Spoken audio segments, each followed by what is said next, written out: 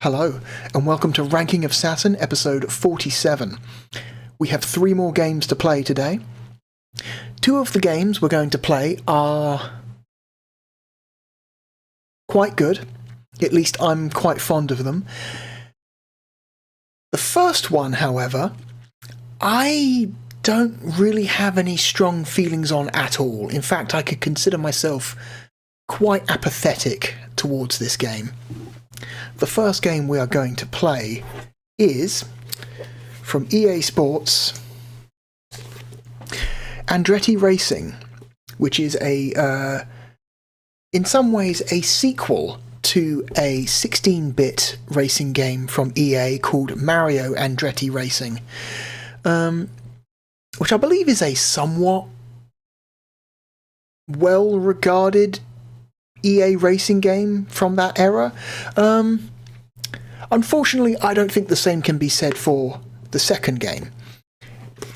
What's interesting is this game is included as part of the EA Sports lineup, because you notice it's got the EA Sports logo in the corner, plus the title treatment of this game is given the same style treatment as the other 1997 range games of EA Sports games, the blue and red slanted impact text that games like Madden 97 and FIFA 97 and other games that came out from EA Sports that year all had the same font and colours and whatever. Anyway, let's play the game. Let's get rid of the list, bring up the capture, and hit go. I did a Battle of the Ports on Andretti Racing. How long ago? Christ, a long time ago. Over 15 years ago. This video is dated for February 2010. So yeah. And going over the footage from this 15-year-old Battle of the Ports video, it's it's the PlayStation and Sega Saturn versions of this game look relatively similar, but it appears that the Saturn version just has a lot of the very typical EA game PlayStation to Saturn port problems that most of them had.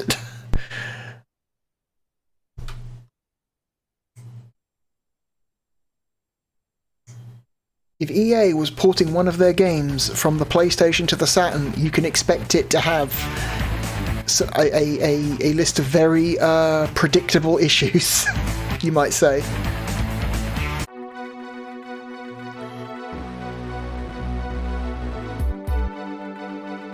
Okay, that was a weirdly long black screen. Okay. So yeah, I think the main selling point of this game is that it's a multi-discipline racing game. So you've got it's primarily IndyCar with a little bit of stock car mixed in. Is it stock car? What's the actual term for this thing? It's stock cars. Okay. Exhibition, career, resume career, racing school, credits. What's in racing school? C button. C button to continue in this game. I'm experimenting with some new sound settings because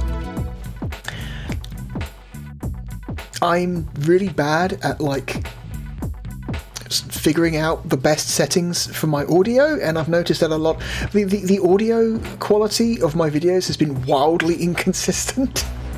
Some videos sound okay, some videos I'm a little bit quiet, some videos the game's a little bit too quiet, so I'm desperately trying to figure out some universal settings here.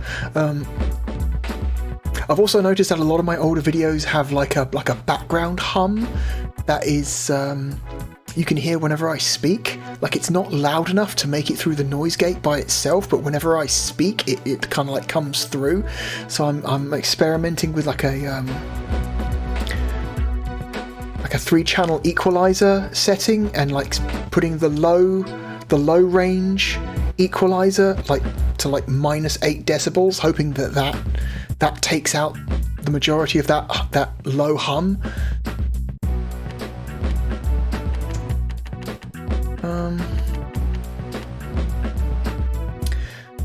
What is this then? Is this like an actual? Is this like an actual training mode, or is this like a history thing? It's got Mario Andretti, Michael Andretti, which I'm guessing is his son, and Jeff Andretti, which is I'm guessing also his son. So you've got like a whole family of Andrettis who have gone into the racing profession. Yeah, Mario Andretti, born 1940.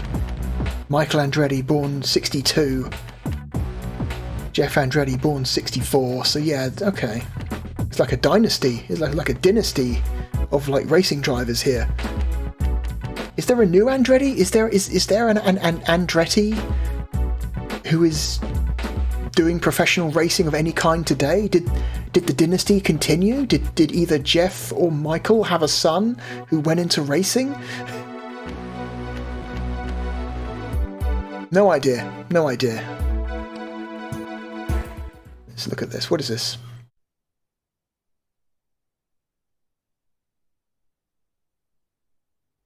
Why the decision to race so many different types of cars? I mean, whether it's a sports car, Indy car, Formula One, stock car, why race so many different varieties? I don't think I raced enough. I think if I would have had the chance, I would have raced in some motorcycles. Oh, so this is just like a history thing. I truly, truly enjoy my motor racing in general, right throughout my career. And to have the opportunity to drive in different disciplines, you know, was really something that I was not going to miss out. I cranked the volume for the game all the way up for that because the volume of that video was weirdly low.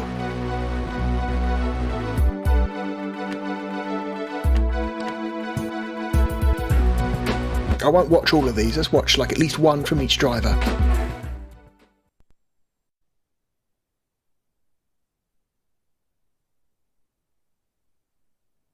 Was your dad a hard competitor to race against on the track? Yeah, he was, especially to pass. I think for me, there's never been anybody tougher to pass on a racetrack than Dad. So did you ever get into any arguments when you go home about something that maybe he should have done or should have made things easier for you, or do you even expect that? We had a few contacts, you know, along the way, which was expected, and you know, I blamed him for some things, he blamed me for some things, and it's just the way it always worked out. You know, it was okay.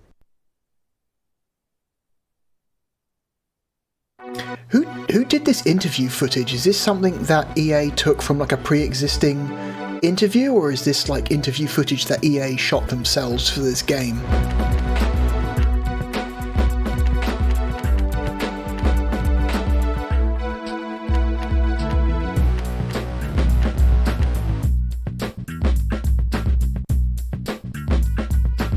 Let's see, 1978 F1 champion, 1969 Indy 500 champion, okay. 4-time IndyCar champion. Let's see, 35 IndyCar victories. 1991 IndyCar champion. 1983 Formula Mondial champ? The resolution on that text is so shitty I can't read it. Mondial champ? What's Formula Mondial? What is that? IndyCar Rookie of the Year, Indy 500 Rookie of the Year, USAC Pro Ford Champ. Okay, not quite as accomplished as your brother or your dad, but you know, you're getting there. You're getting there, Jeff. Whatever. You're the younger brother. You're the baby brother. You know, it's somewhat expected.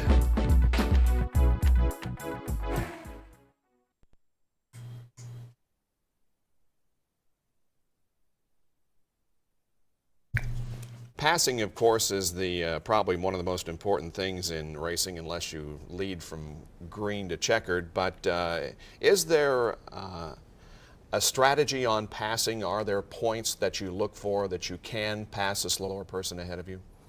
Well, it's something that what you do when you pass and stuff, you check that out during practice and stuff. You start feeling it out. You see where the best passing opportunities are on certain tracks, and some tracks you suss that out. And the best areas to pass are definitely in the braking zones. You can really dive bomb underneath people. What you do is you late brake the person to the corner. You go in a few feet more than the other person, and then you just hold them out a little bit in the corner, and then you can overtake him. But that's usually the best places to overtake. Of course, you can overtake somebody coming onto a straightaway as well. If you're carrying more speed off the corner, you can usually set them up and pass them as you come off the corner. But usually the best places are going into the corner. Fascinating stuff.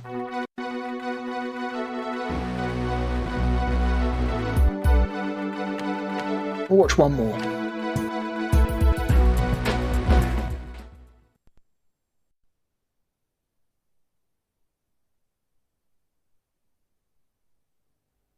One of the first things you learn in driver school is the term apex. What is it?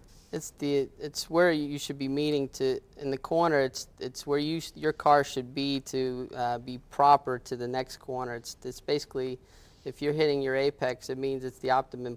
You're in the optimum part of the corner where you should be, for optimum speed coming off, going in, coming off. And can you combine corners if you're in an S situation, a series of S's? Can you combine those corners to get through them quickly? Sometimes it depends on how deep the corner is or how the corner's laid out. Yes, sometimes you can kind of straight shot a corner, especially like in a chicane situation. It depends on how tight the chicane is. You can sometimes almost straight shot it. If you do it right, you can get an advantage that way. Jeff doesn't seem nearly as charismatic as his dad.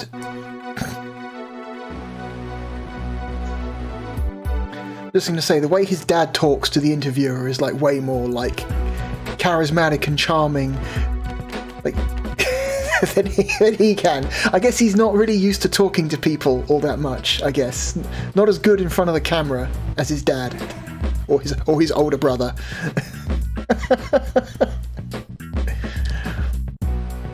Okay, let's do an exhibition.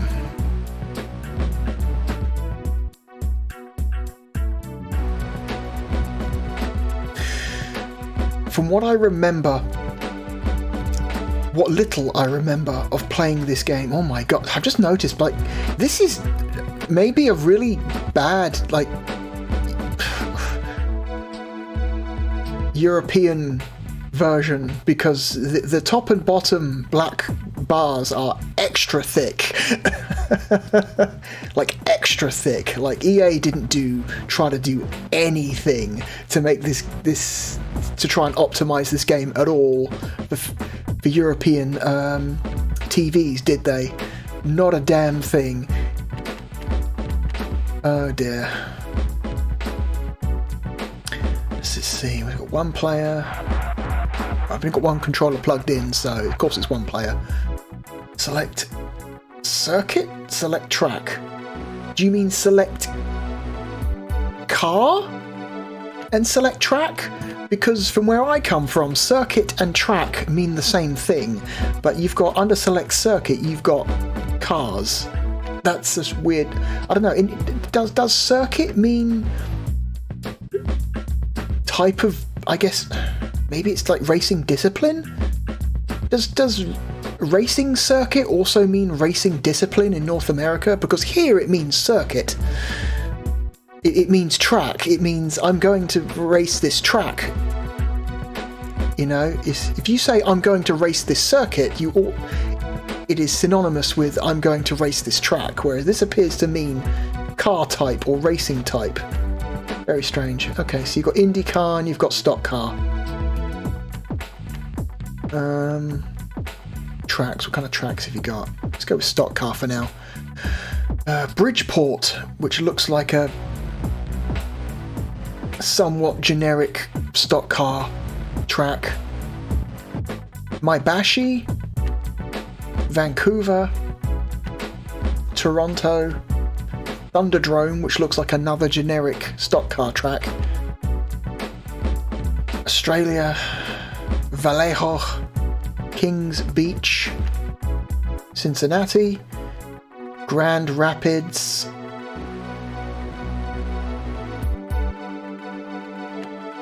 there's something about these tracks I've noticed. I'm wondering if anyone can pick up on it. Longhorn, before I tell you, Oceanside, Glacier Fields, Binghamton. The fuck is Binghamton? Okay. Never heard of Binghamton. Oasis? Okay. Oasis, right. Excuse me?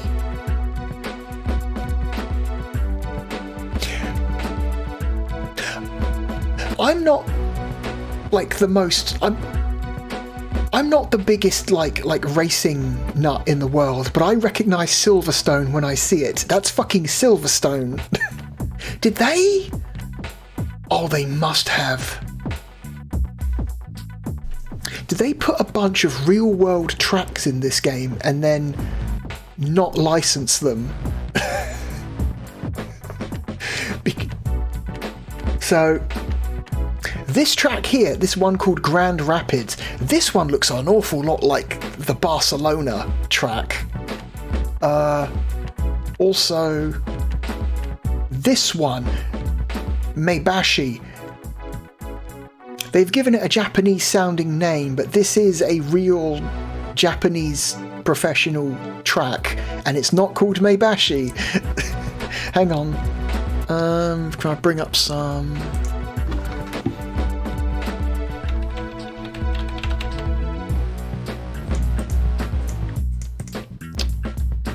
Hang on, this one I want. Barcelona...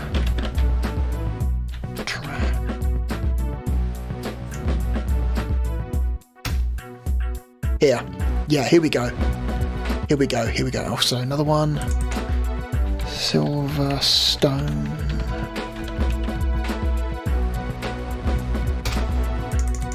Yeah, here we go. So, this track here, the one we're looking at right now, the one that looks a little bit like a side, like a profile shot of the Starship Enterprise. That's a real-world track called Okayama. It's the Okayama International Circuit. Yet here they've called it Maebashi, okay? And also, of the ones that I recognise, I'm sure some of these other tracks in this game must also be the same, but I don't recognise them as well. Grand Rapids. Okay, that's... Fuck you, that's not Grand Rapids. That's Catalonia in Spain. Also known as Barcelona, because it's very close to Barcelona. That's... You wait for it to rotate. That's just... Like, that's just this circuit. Did they put a bunch of real-world circuits in this game and then didn't license them? That's what they did. Where's not Silverstone? There it is. Phalanx. Okay, sure, buddy. Here we go. So this is a... Make sure I've got the right version. Because Silverstone, the layout of Silverstone changes constantly. Like every couple of years, they add a new corner or remove a corner. It is a constantly changing track over the years. Like 90s Silverstone does not look like current Silverstone, so think about when this game was made. This game was probably made in 1996. So let me get a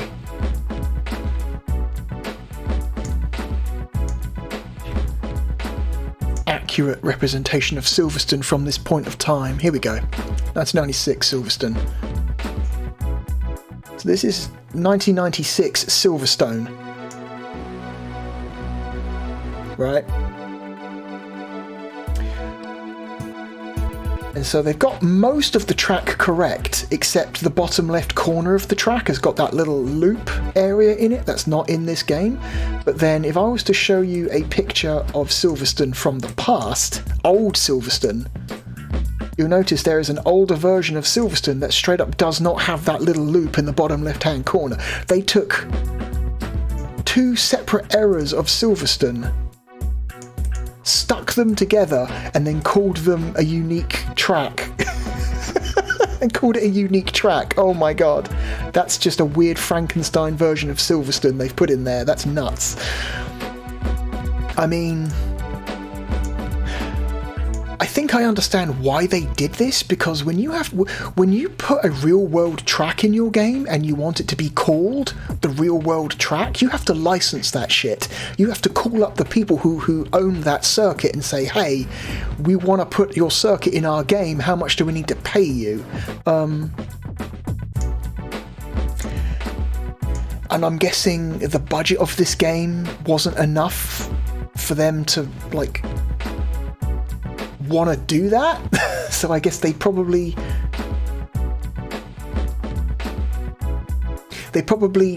put the real world tracks in the game, called them something else, and then maybe made like very slight changes to some of the corners of the track so no one can look at it and go, that's our track, and you go, no it isn't, look, this corner's different.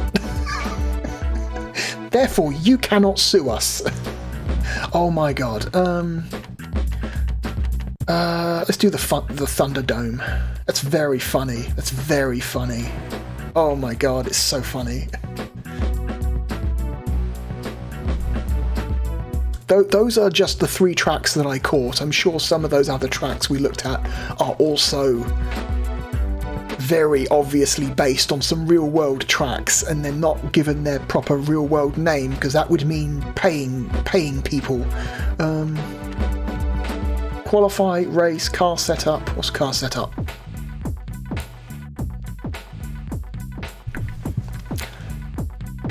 Automatic transmission, tyres,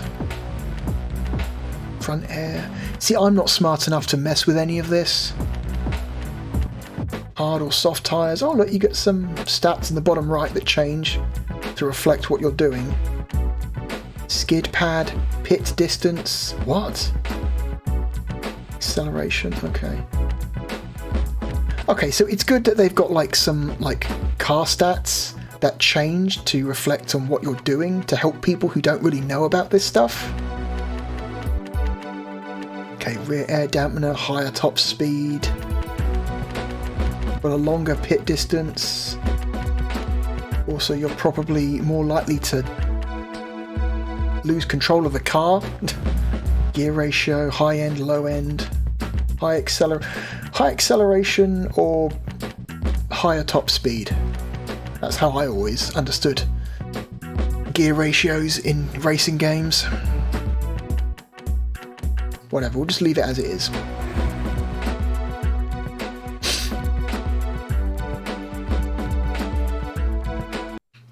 Alright. Let's look at this game. Kildare Park Thunderdome, Melbourne, Australia.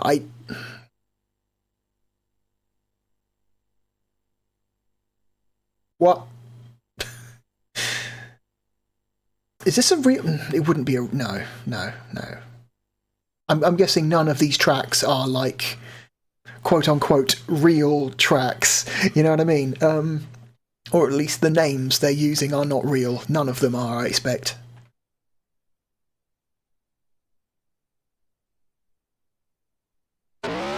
Long load times. Oh, QVC car.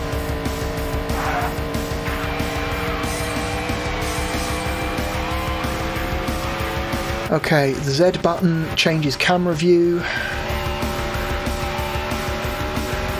Okay, the Y button gets rid of elements on the screen.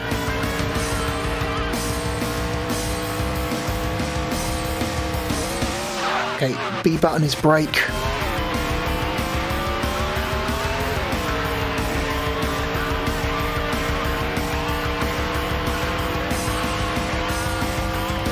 That draw distance is extremely close.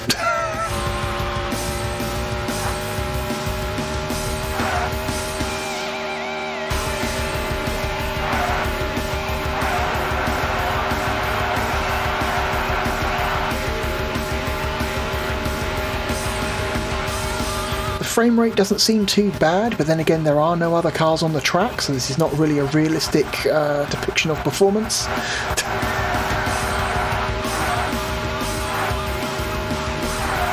Got the pole.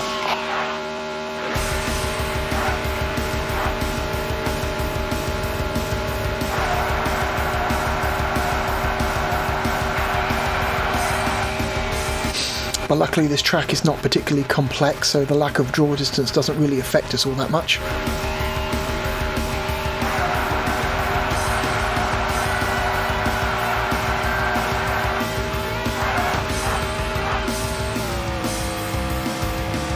And I got first place.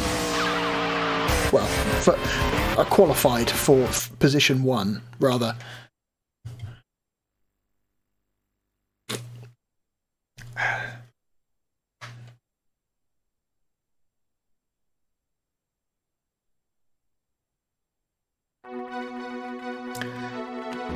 Okay, do I want to change any of my stuff?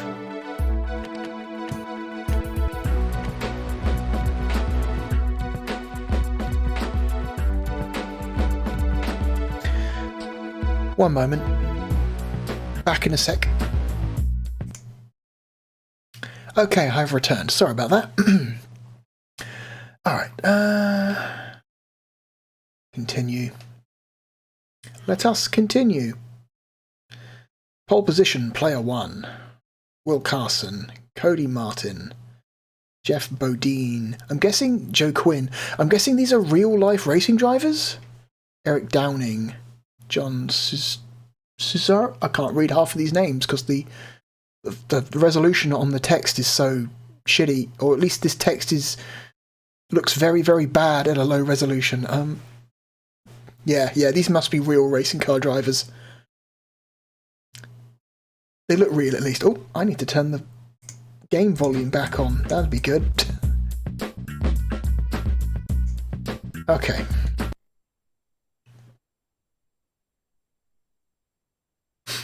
Almost left the game muted there. That would have been real bad if I didn't notice that.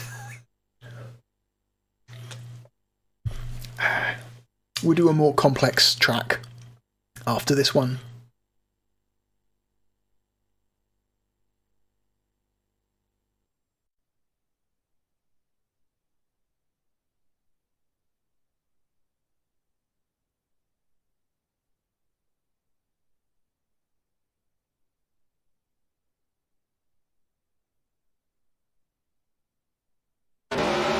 Okay. Rolling start. The pace. I got a different car. The green flag is out. What the hell? Why is my car different? I had the QVC car before, now I've got the Bosch car.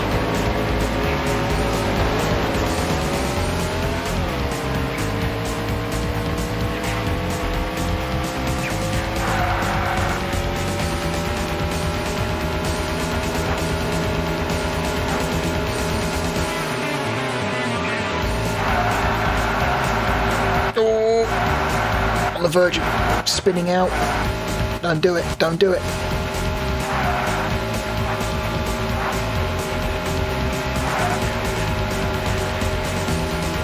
Let's try from the cockpit.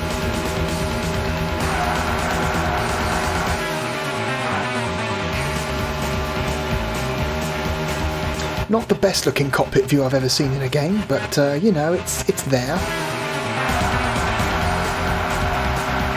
Oh, look at that draw distance though, holy shit.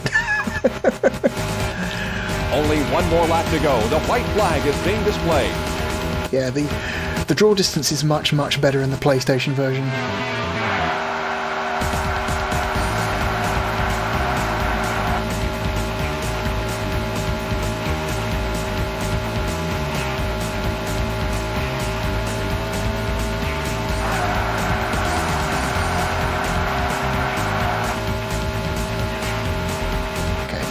Get rid of those. Only the best driver could have pulled that one off. Get rid of those lap times. They're not interesting anyway. Oh, the McDonald's car. Why couldn't I be the McDonald's car? I wanted to be the McDonald's car. Do I get to choose my car? Or do they just give you one randomly?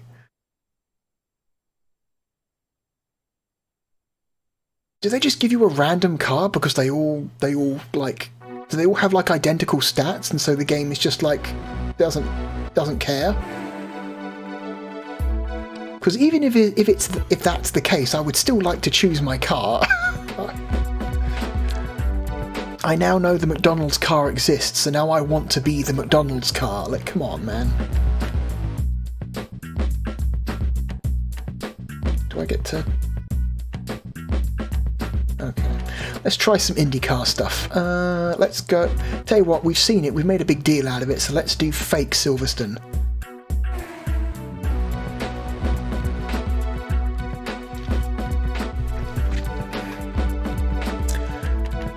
Set up register. What's register? Oh, as if you want to rename your driver.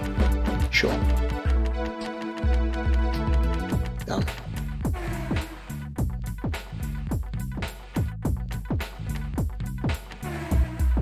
Does the IndyCar setup look any different, or? No, it looks like it's pretty much the same setup settings.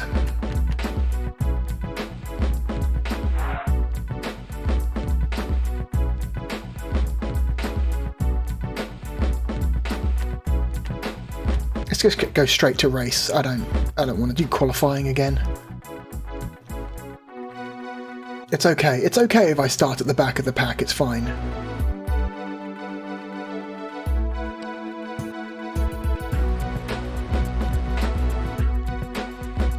Michael Andretti, Jeff Andretti, behind his father and older brother, of course.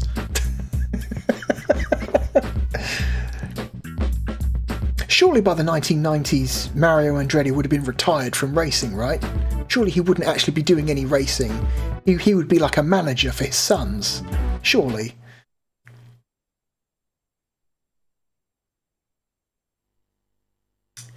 Welcome to Phalanx Sports Car Course in Rome, apparently. Rome, Georgia. It's definitely not Silverstone. It's definitely not Silverstone. Why would you say that? Why would you ever say that this is a knockoff of Silverstone? Don't be silly. Definitely not Silverstone. Wow. And to make sure no one can sue them for, like, failing to license their track, they even set it in a different country. Say, no, it's definitely not Silverstone. Look, it's set in Rome, Georgia. Alright, buddy. Watch for that green flag, and here we go. Okay, it seems like all the races have rolling starts, and oh, I held down brake. That was dumb.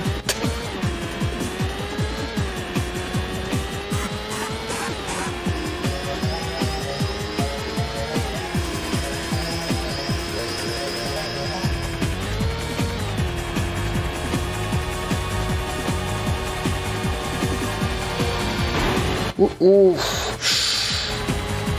Indy cars. Okay. Indy cars, not known for their durability.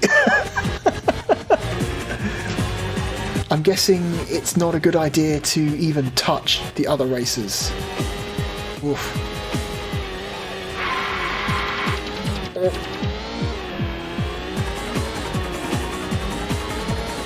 Yeah. Open wheel race cars like Formula 1 cars or Indy cars are not... They're not designed to be able to take hits. They kind of crumple like cardboard when they hit things.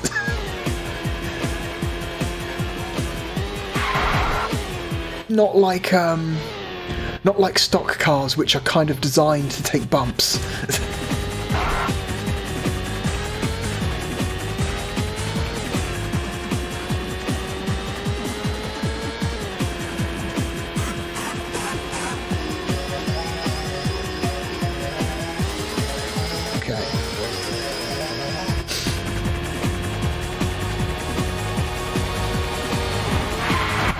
Come on, I didn't feel like I was gonna...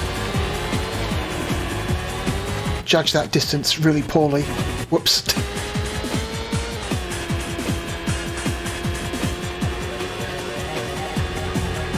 Get rid of that, it's distracting. Oh god. You know, the performance is, even with a bunch of cars on the track in front of you, the performance is still not terrible. This is it, the final lap. Oh, I like that your car shows damage because you've hit things. Oh, tires come off. The front spoiler comes off. The nose gets all dented up. I like that. That's a nice little detail.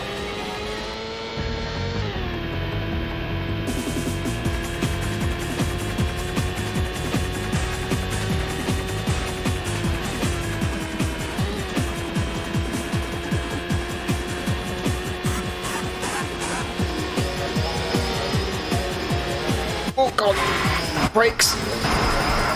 Oh, I've caused a multi-car pileup.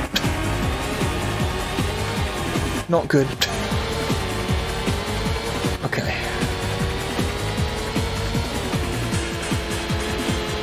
Where am I? Holy shit. I've just noticed something. Look at the track in the top right corner. Notice in the track, the top of the track where I am, which is that silver, I think that's me. But it doesn't matter if that's me or not. But in the top left corner of the track where that silver circle is with the letter L in, oh my god. They've used a different version of Silverstone for their in-game track map than they have used for their menu version of Silverstone in the track selection menu. The in-game map of not Silverstone has the little loop in the corner, whereas the version of Silverstone they used in the track select screen has had that corner smoothed out. So they're using different versions of the Silverstone track, depending on whether you're selecting the track or you're actually racing the track. That's funny. Oh no. Oh no, I've just noticed that. Did nobody check to make sure they were using the same version of the track for both the menus and in race? Really? Did no one check to make sure that both depictions of the track were the same version of not Silverstone? Sorry, I mean Phalanx. Oh no.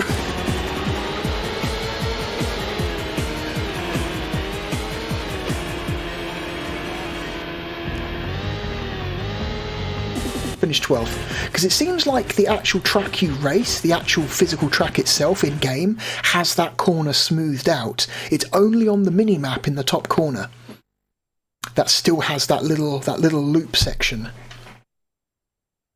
Oh man, lack of consistency. Oh my god, I've never noticed that before. I've never noticed that the mini map used in the race does not match the course, nor does it match the map of the course in the selection menu. That's funny. Oh my god.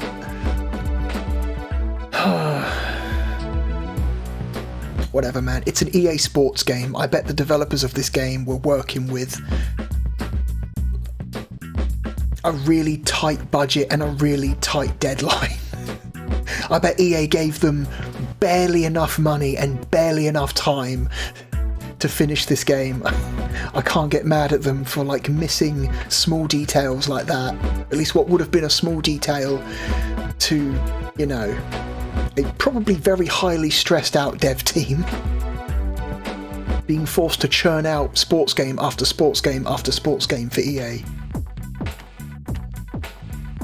Yeah, see, look, on this version of the map, the little loop is smoothed out. Oh my god. Okay, let's race.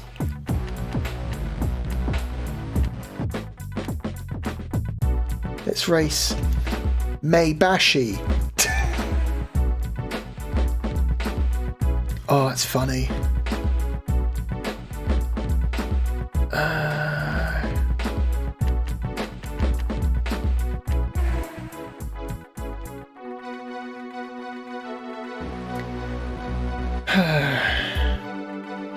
Oh, Michael's in. Oh, Michael and Jeff are ahead of their father this time. Okay. Huh. What kind of Faustian deal did they have to make to do that? Sorry, I'm just assuming that there's this really like toxic like inter-family rivalry where I suspect there probably wasn't in real life. But who knows, maybe there was. Yeah. Meibashi Circuit. God. Definitely not Okayama. Definitely not Okayama. Looks almost exactly like Okayama, but it's not Okayama. Oh my god.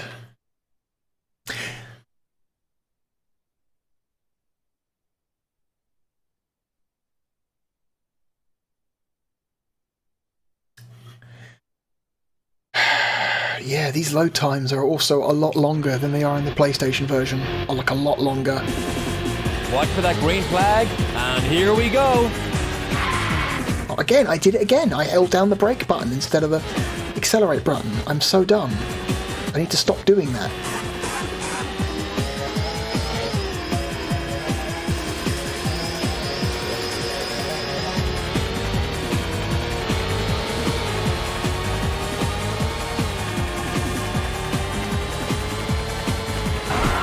Oh. Don't hit things, my car will break apart. Like an old man with brittle bone syndrome. Oh no! Oh, yep, just like that. Sorry.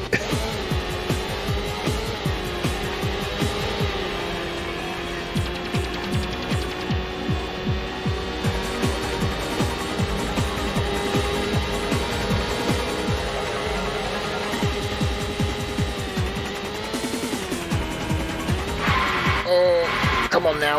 Oh shit. Okay, luckily I didn't hit that wall hard enough for my my wheels to fall off.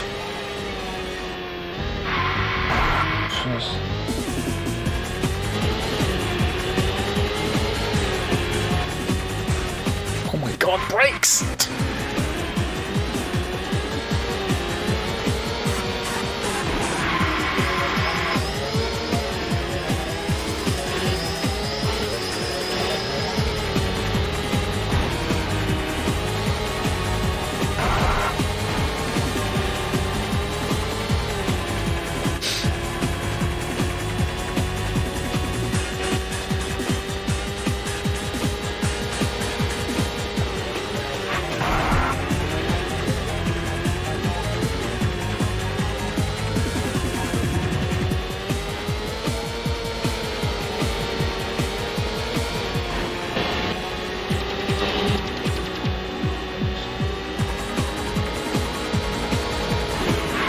Oops. Stop, stop. Oh my god. No, stop.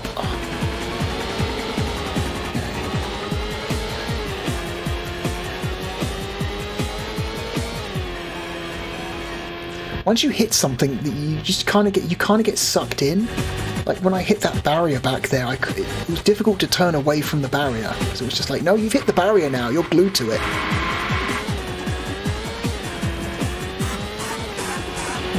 Oh, brakes again. Oh my god, that motherfucker. This is it, the final lap.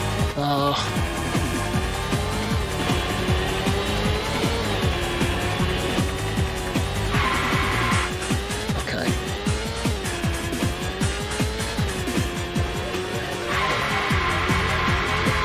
Oh my god. Because I've lost my rear wing,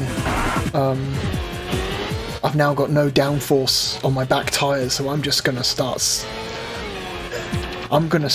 skidding all over the place. Yep. How do I reverse? Can I reverse? Nope, no reverse. I guess Indy cars don't have a reverse gear.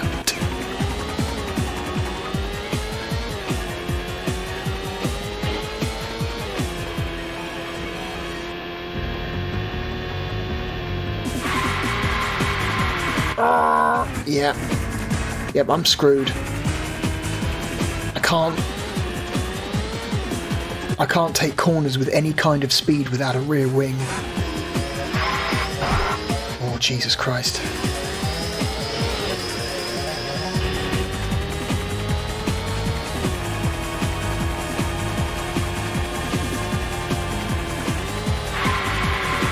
God damn it. Just no grip. No grip whatsoever.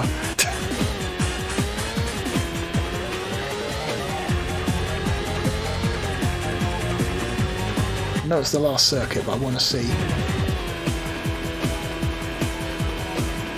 Change tyres, change fuel. Don't need fuel. It's the last lap. Don't need fuel. Okay, can't change camera angle while you're in the pits. Okay, look, they fit. That's it, go! Okay, they fit new wings to your car when you go through the pit, it seems.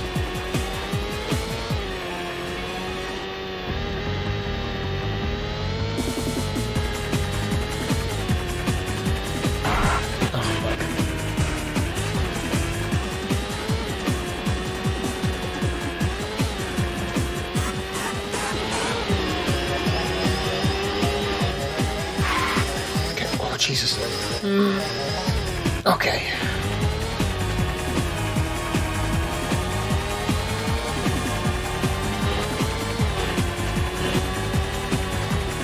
Where am I? Okay.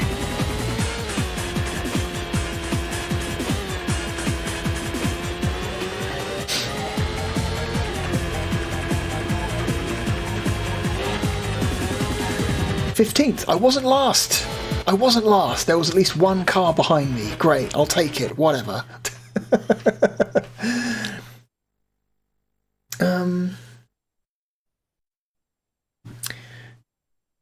I mean, you know, the open wheel race cars control like open wheel race cars. You know, they're very, very twitchy, very fragile.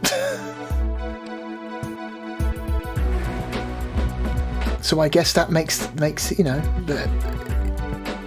I guess that means the game is just, you know, realistic in its depiction of this style of racing. Let's go back to stock cars. Stock cars are more fun.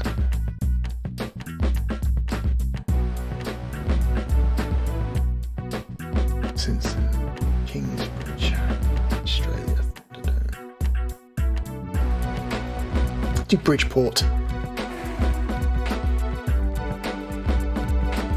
I'll tell you what I will do. So, this game, because it is a racing game... Oh god, very carefully moving things out of the way. Oh Jesus. Because it is a racing game, it is compatible with the Sega Saturn racing wheel. So, I should check to make sure that this works. At least that's... I mean, I know it should work. What I mean to say is that I want to see how well it works. There we go. That makes more sense.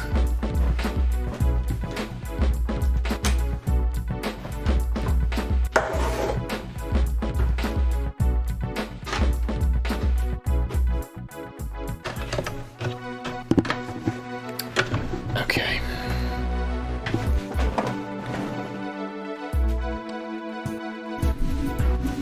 Moving the microphone to a safe distance so I don't bash it when turning the wheel. Okay.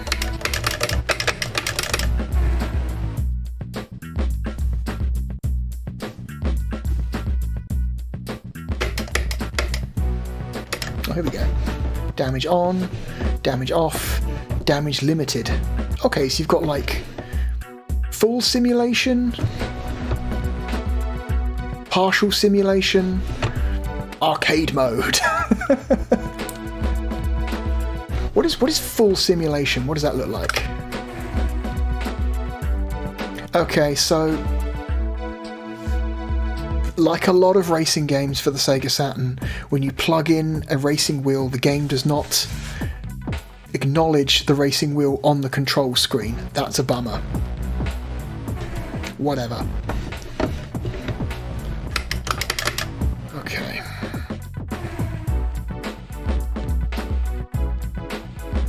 Then again, a lot of games for the Saturn that support certain other peripherals do not reflect those peripherals on their control screens, so, you know.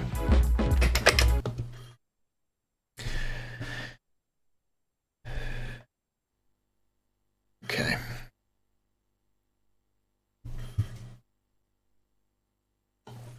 Okay.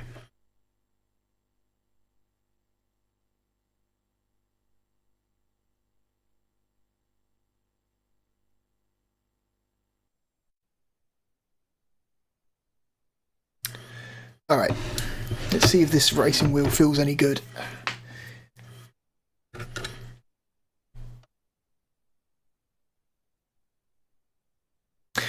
When the game loads, that is. Oh, here we go.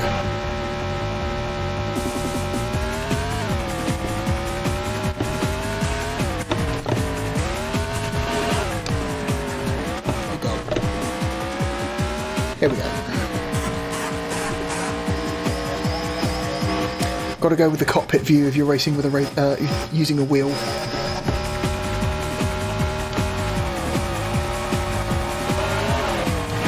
Ooh.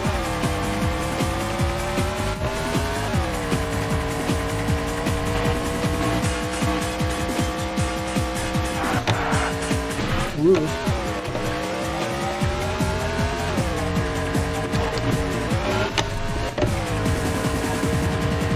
So far, so good.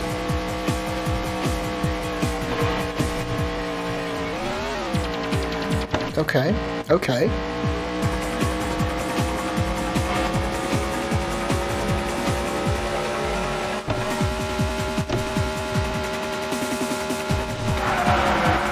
Uh-oh, spinning out. Shit. Sit tight. We'll pick you up. Oh, so that's what damage, full damage does. Full damage doesn't reduce the amount of damage you can take. It just changes whether or not you can, you know, make a limited amount of repairs.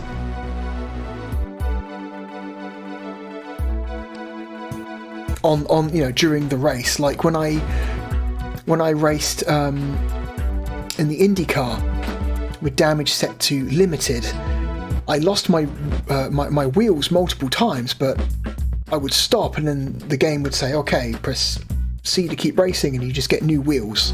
But apparently it's not the case when you race with full damage.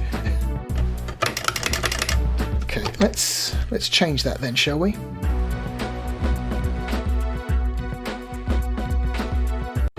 Okay, I don't want to race actually. Can I quit out? No? Oh, god damn it. Fine.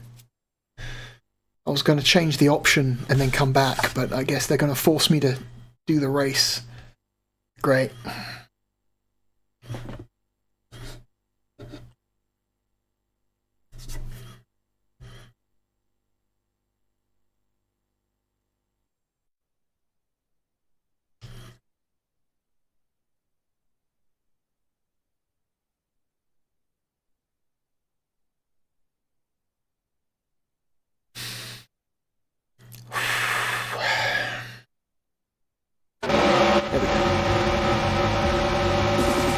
The field comes off the final corner. The race is on.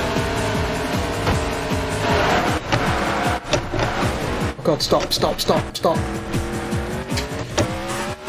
Completely lost control on the first corner. Good stuff.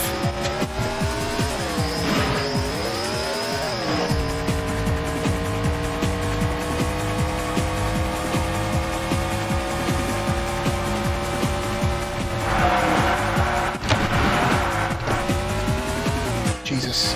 Oh, I'm in the McDonald's car. Yeah! Again, I didn't get to choose my car. I guess they must just give you one at random.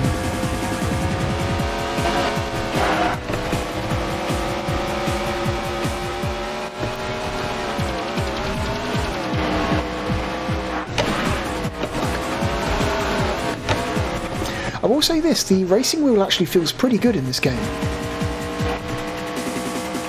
Like, not that the controller felt bad, but this is actually a really, I don't know, it feels really good.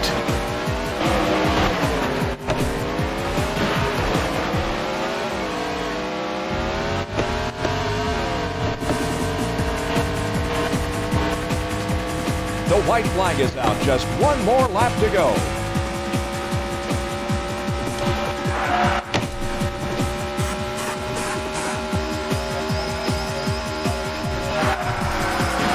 Oops. Uh-oh. Lost my wheel. I lost my front wheel. That's bad. Can I limp to the pit lane? Can I limp to the pit lane? It's right there. Let me limp to the pit lane, please. It's right there. Let me get to the pit lane. Ah! Sit tight. We'll pick you up. No, I just get a fat DNF. Oh no.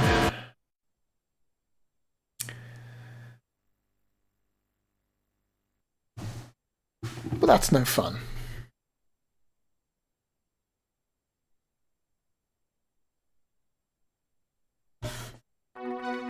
Just get a fat DNF for losing my wheel. That's a shame. Yeah, this racing wheel compatibility feels good in this game. It's okay. Let's keep on. Let's do Toronto.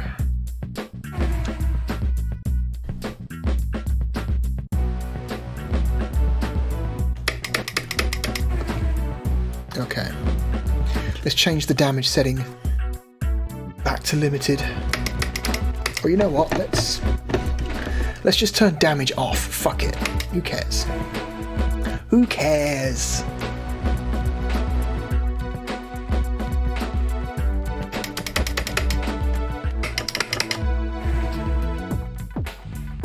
Where are we at?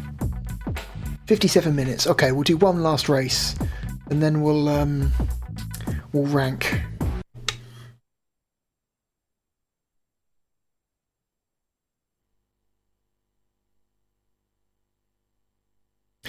Ooh, a lot of sharp corners. I see 3 right angles and 1 hairpin.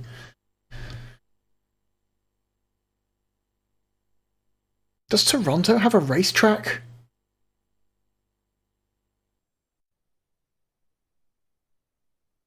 If it does it look like that?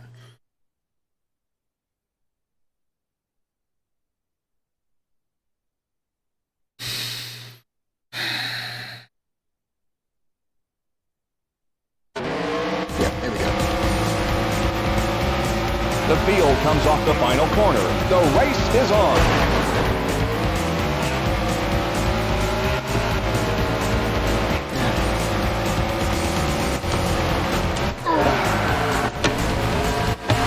Oh god, I'm getting picked up. I can't escape.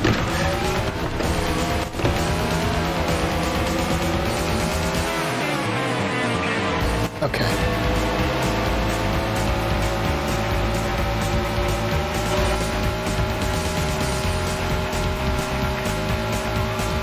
Big corner coming up. Brake! Okay. Maybe I braked a little bit too hard there.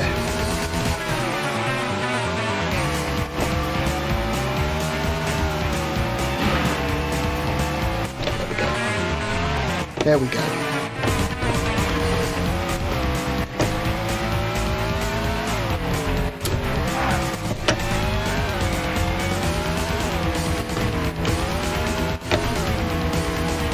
Nope. Oh, nuts. Okay.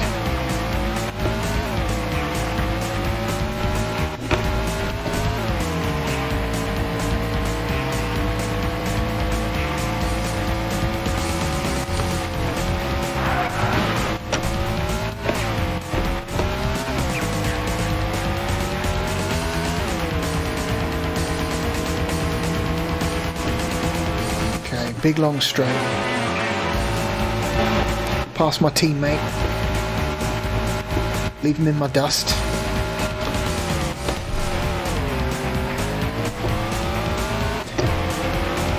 Yeah, it's kind of hard to get a good feel on exactly how much you should be braking, because sometimes I feel like I'm not braking enough.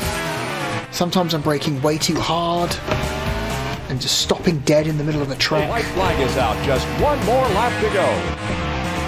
But yeah, that's definitely something you've got to get used to, I guess. Uh-oh.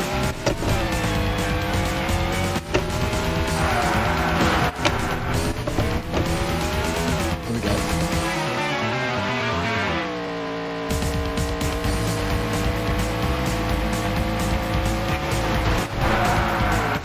Oh god.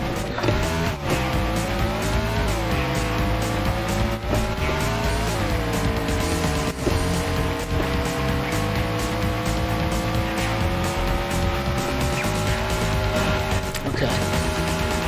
Past those two.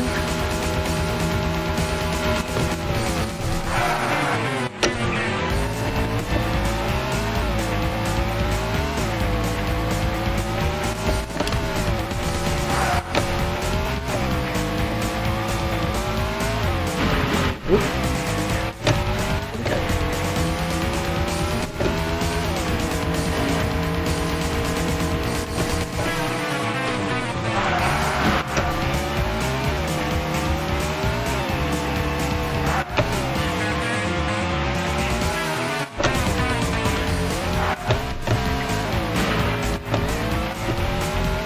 Okay. 12th, whatever.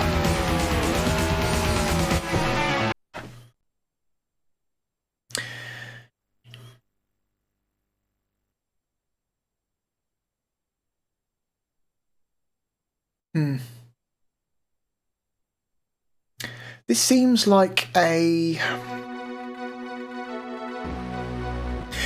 competently made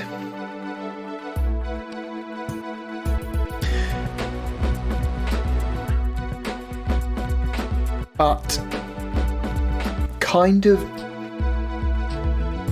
I don't know, underwhelming game. How can I describe it? That's enough of that.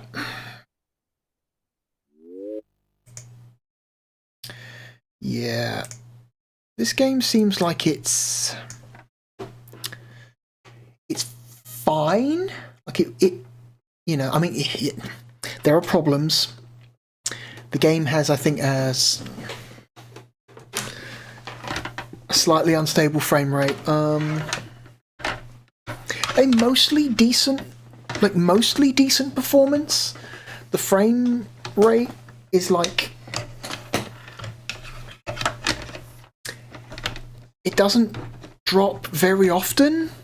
So, you know, the performance is not solid, but it's not awful either.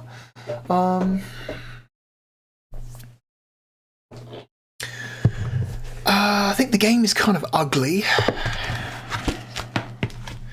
This game is not a looker in either a technical perspective or an aesthetic perspective. Like, technically this game is kind of below average looking, I think, for a racing game on the platform. And aesthetically, I think it's hideous. Then again, that's what you kind of get when you you know, when you make a game that's targeting like a more realistic art style, you know. Daytona USA, this is not. Just a lot of grey, just a lot of grey, just so much grey. The track is grey, the side barriers are grey, the buildings behind the barriers are grey, everything is grey. The skyline is mostly grey. The only real amount of colour in the game, I guess, is the cars themselves and like the menus. Everything else is just grey, or appears to be just grey.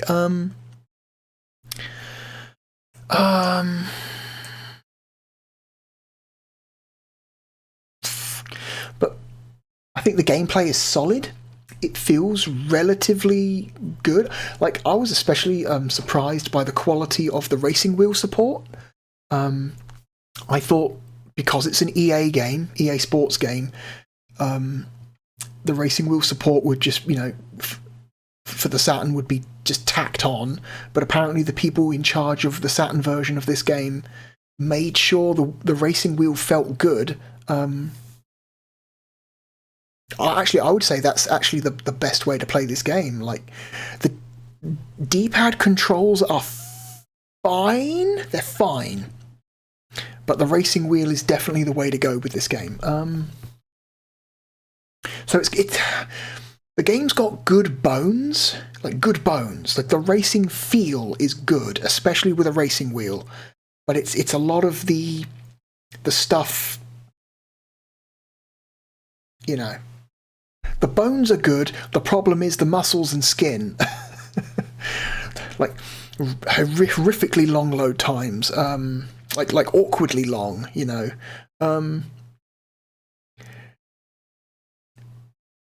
Visually ugly.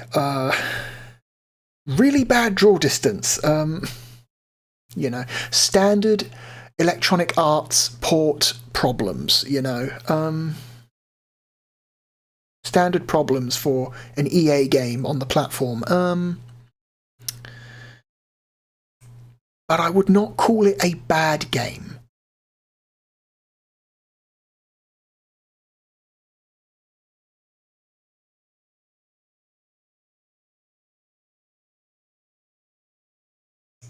It's a better racing game than Destruction Derby 1 for the Sega Saturn, for example.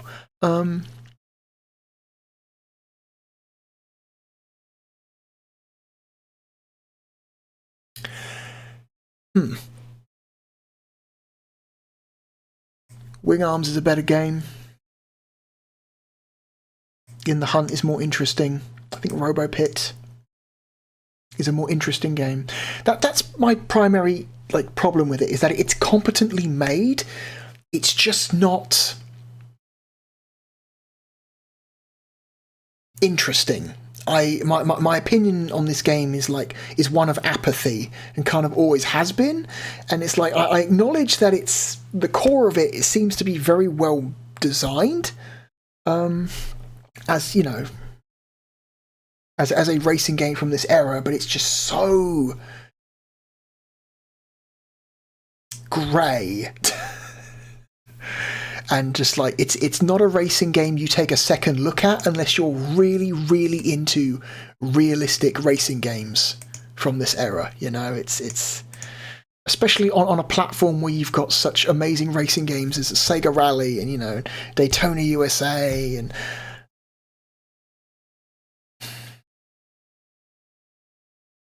just others. That I can't think of right now because my brain's gone blank. Like I would say it is a better feeling racing game than F1 Challenge, but F1 Challenge is more appealing to look at. Like F1 Challenge, because it's a Sega developed racing game, and Sega like to make their racing games colourful as hell, you know, like really colourful. So as a result, you end up with a game that feels kind of bad to play, but is aesthetically quite striking.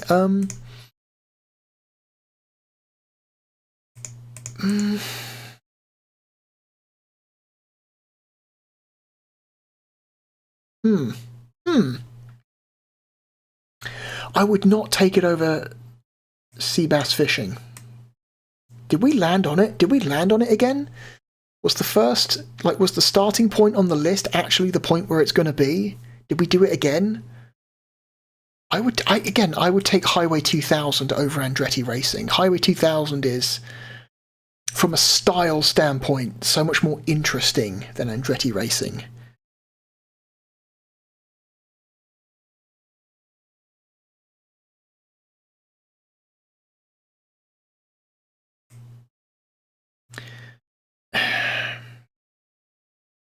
It's here somewhere. I think World Series Baseball 2 is a better game.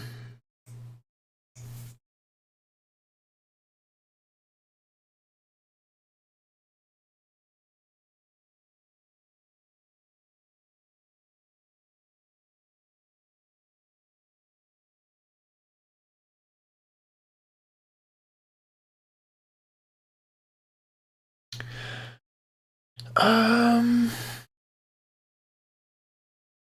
think Baku Baku Animal is better.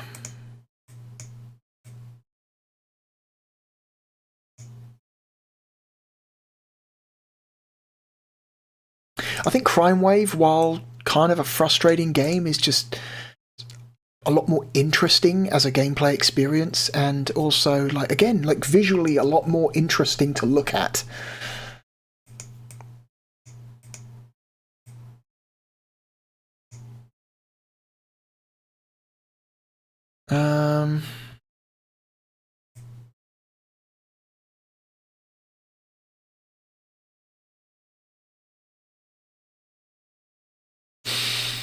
Hmm.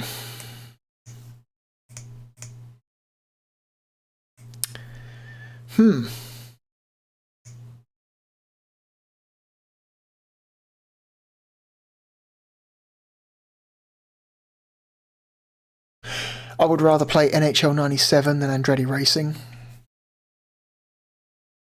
So it really does come down to Destruction Derby. That's, okay, did not plan that. Did not plan that.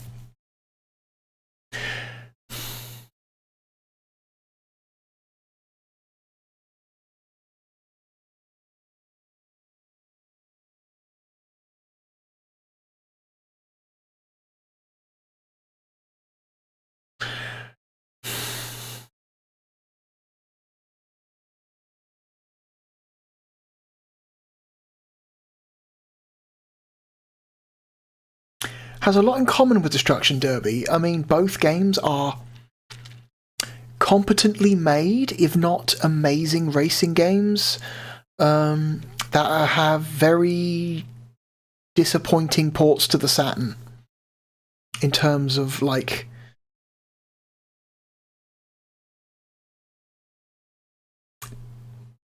technical fidelity and performance. You know, it's like,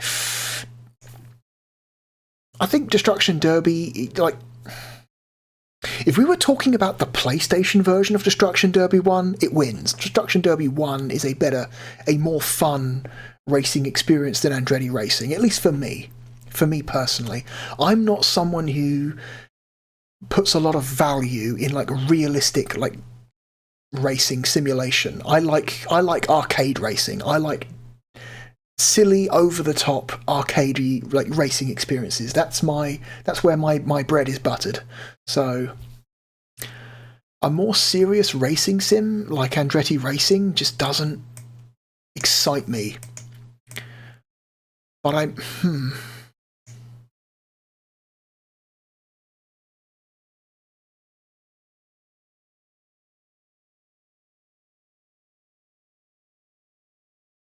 think I've just answered my own question. I think I've just literally answered my own question here. So, yeah, I think we're going to go with that.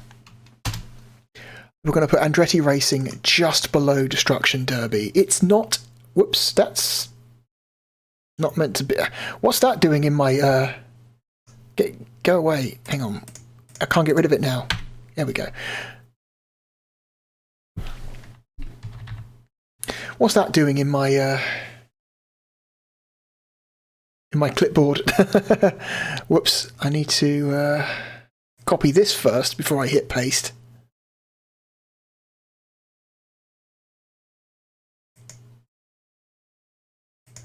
It's when I was pulling those pictures of tracks off of the internet to compare them to the in-game tracks. I must have forgotten that I'd copied. I put one of them on my clipboard. Oh dear. Anyway, Andretti Racing is our new number 81. It is not a... I do not think it's a bad game. It's got good bones, especially if you're using a racing wheel. it's just kind of extremely rough around the edges. The Saturn port is, at least. I remember the PlayStation version being significantly better in terms of frame rate and draw distance and load times and things like that, but yeah, it's fine. It's fine. Whatever. It's, you know. All right, let's move on.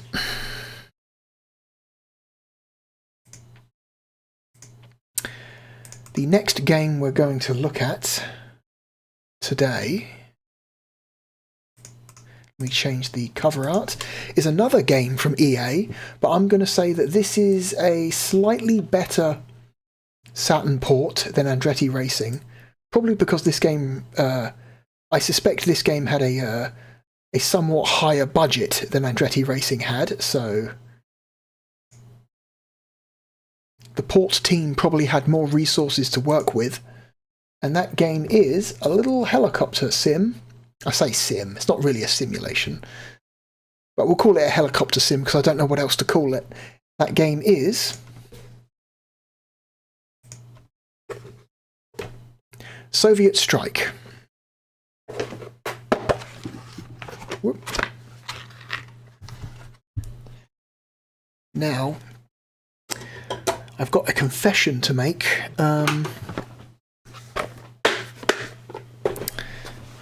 And that is that Soviet Strike is one of my favourite games from this generation.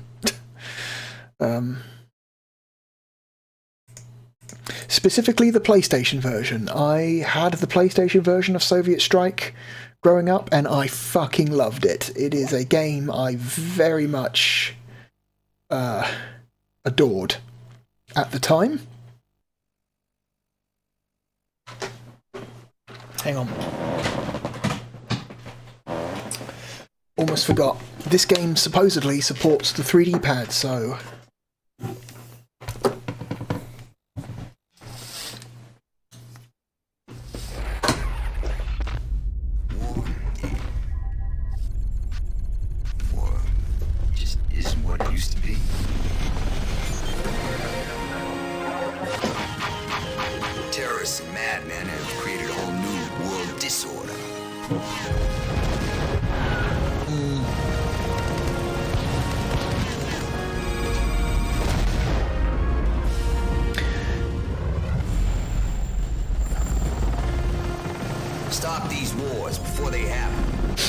yeah, the PlayStation version of Soviet Strike is excellent.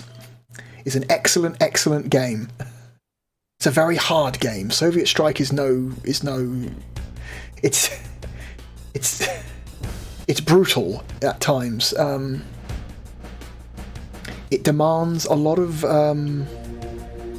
perfection from the player. Base RAM is full, not enough space to save a game to base RAM. 8 blocks of free memory are required. That's okay, doesn't matter.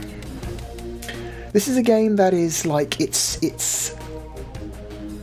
from that era, it's like the mid-90s, when like the Cold War has been over for a while. Like Soviet Union dissolved in like 1991, was it? When the Soviet Union officially dissolved? So the Cold War has been over for years. It's been over since like the late 80s. But a lot of pop culture is still kind of obsessed with the Cold War. You know? I mean, it kind of makes sense. People spend decades of their lives terrified of a potential threat, and now they're just being expected to accept that that threat is just gone. Like, no, what do you mean? We've spent the last, like, 20, 30 years of our lives, you know, or longer, being afraid of this, like, other country, and now you're telling us to find something else to be to be obsessed with? That's not easy, my friend. So you end up with this weird, like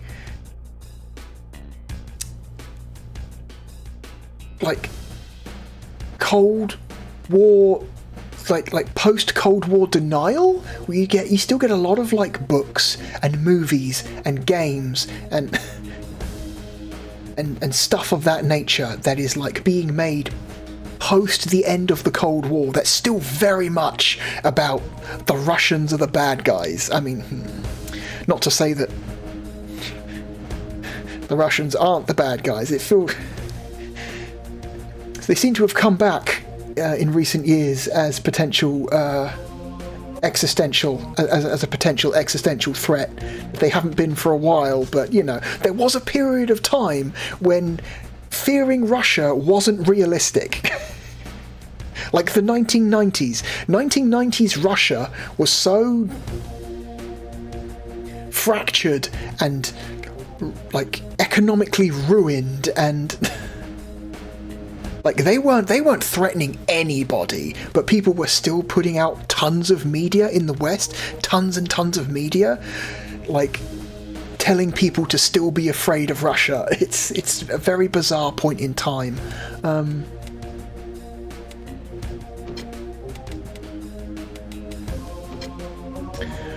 And so you end up with a genre of media that I like to call Soviet punk.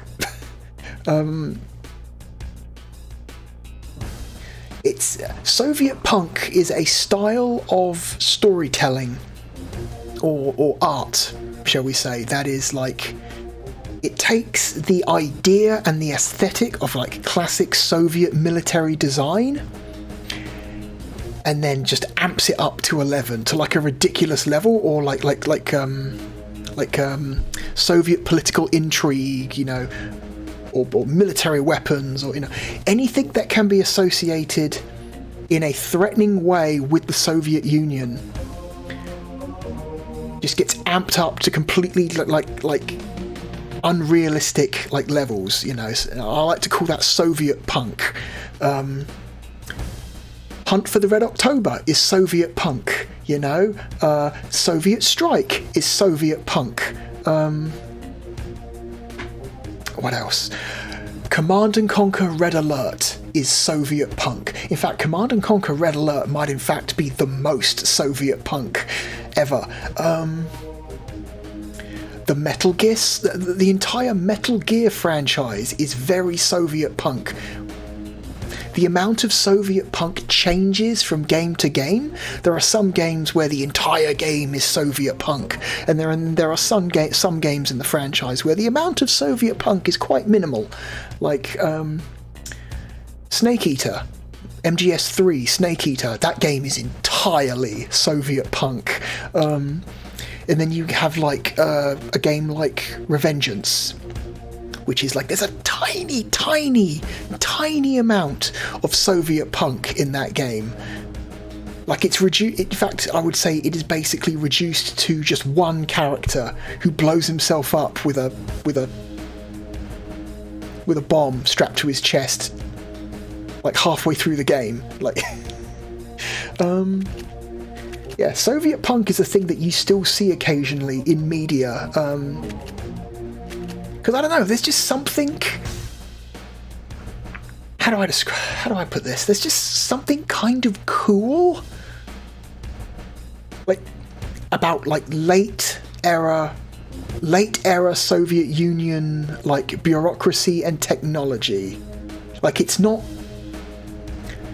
like when it existed, it was terrible. But I don't know. There's like a style and a vibe to it that makes for an extremely effective threat in media. Another example, Crazy Ivan, that game we played a few weeks ago, that is absolutely Soviet punk.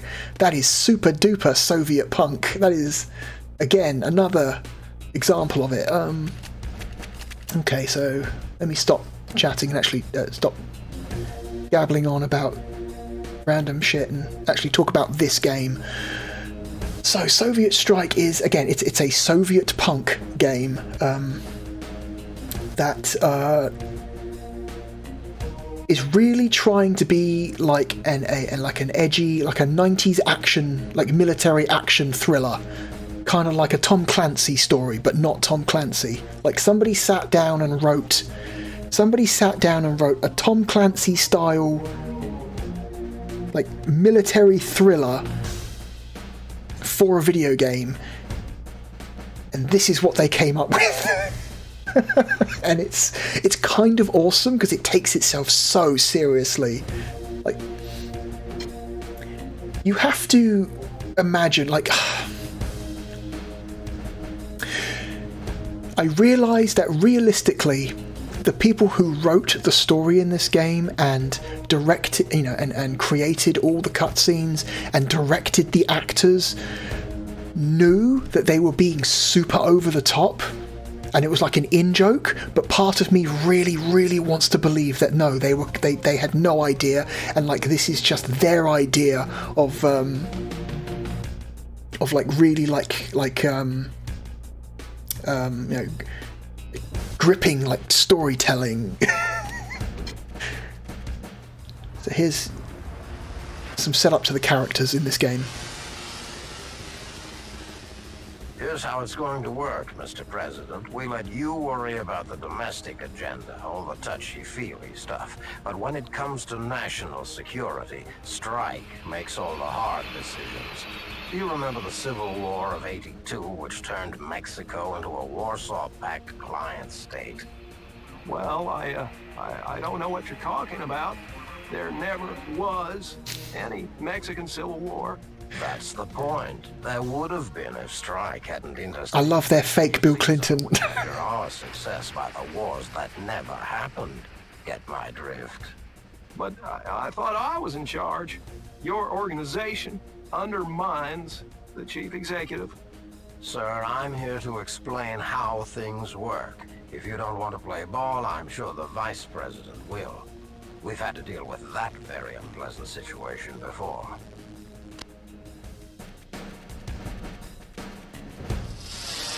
If my records are right, you are in here for cyber piracy, violation of the Secrecy Act, digital vandalism. I know why. Cyber piracy. I know is why you're here.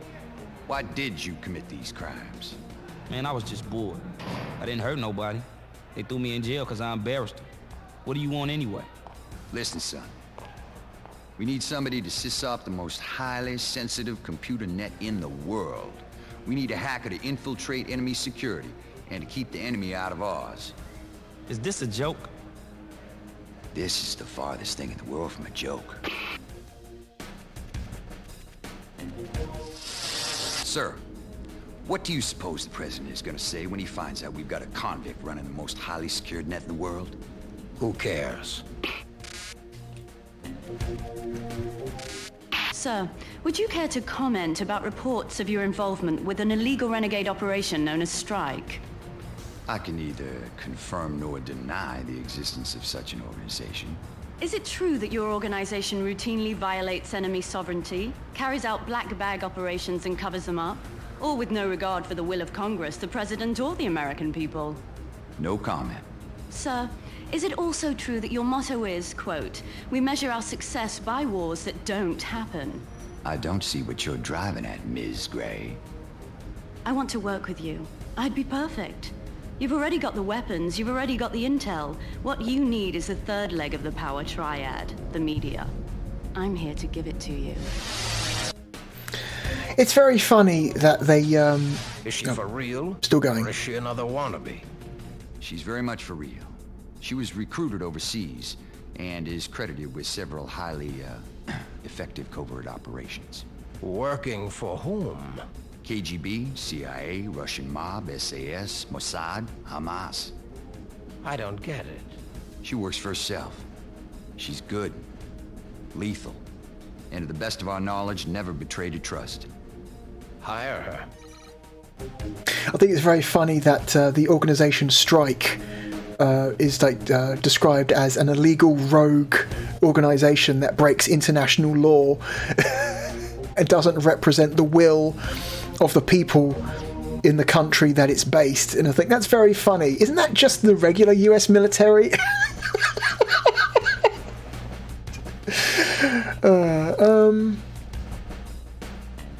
Yeah, this game was made during a time when people were very naive and gullible about American, like, international, like, policy and what we were being told the American military is for versus what it's actually for, and that's a whole fucking rabbit hole you can go down. Let's not actually go down that rabbit hole because we'll be here for fucking hours if you want to talk about America's, like, stranglehold on the fucking world with its, oh, we just happen to have the most powerful military in the world, don't fuck with us.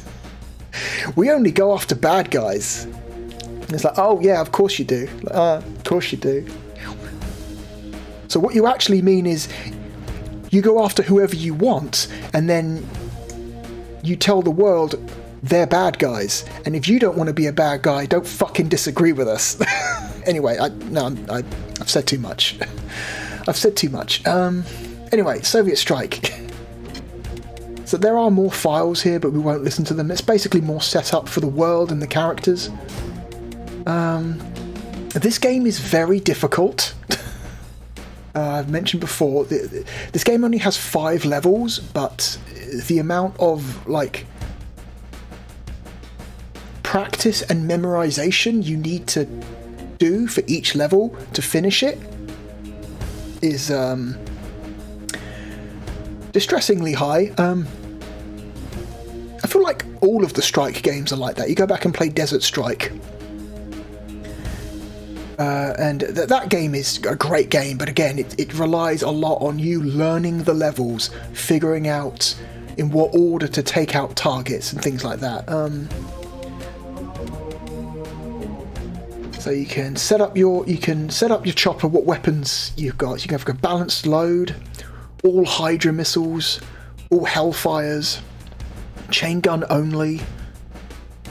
You can have wingtip load, extra sidewinders, extra fuel, ECM to break this. Makes it harder for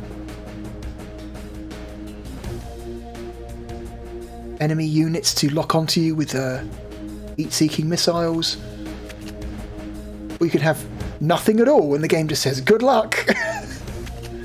Yeah, there's no good reason to not have a wingtip system unless you're trying to, like, test yourself. You're trying to make the game even harder, which is funny because this game's already hard enough, I think.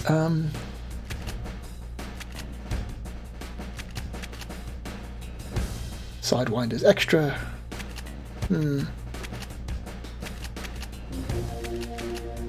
What do we want? Let's have extra missiles. You can always use more missiles. Okay. Also, for the sake of showing off as much of this game as possible in the time we're going to give it, I'm going to cheat. Because what's going to happen is probably I'm probably going to get halfway through a level, die, and then have to start the level from scratch, because there's no mid-mission saving, there's no checkpoints. You have to do the entire mission from beginning to end without getting a game over, or you have to start the whole level from the beginning. And that's no fun to watch, so I'm going to input a invincibility cheat, which is the word Titanic. Which is it's a funny name for an invincibility cheat.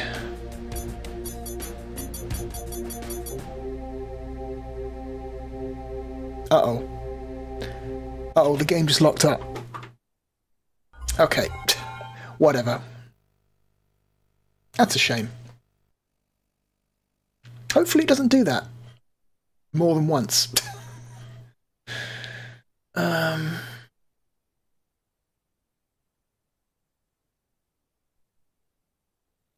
But yeah, I think this is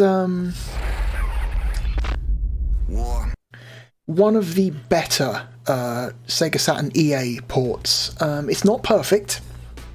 This version of the game definitely has some very notable problems compared to the PlayStation original.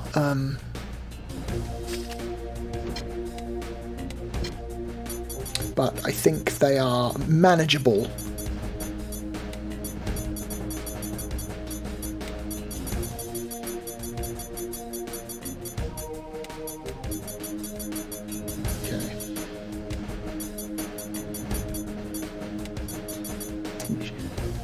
Okay. Classified, which means the cheat went in, so that's a invincibility cheat. Now, just because we are invincible doesn't mean we won't get a game over. There are lots and lots of things that can happen in a mission that can result in a game over. You can accidentally kill too many friendlies. You can get a mission critical VIP killed, or you don't, so there's like other stuff that you can fail objectives that can result in a game over. So just because we're invincible doesn't mean this is going to be easy. All right, level 1, the Crimea.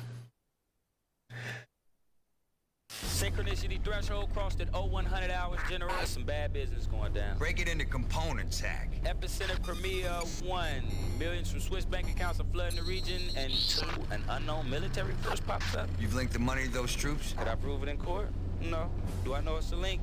Yes. Keep going. They also pumping tons of funky ex-Soviet hardware into a terrorist training camp, and finally, we got a signal from our missing pilot, Nick Arnold. I buy it. You've got a crisis. Andrea. The obvious candidate is Yuri Vatsisnov, former head of the KGB and the real Shadowman behind this conspiracy. We're running worst-case projections, but as always, our main objective is to stop this war before it happens. StrikeNet will download additional intel as needed.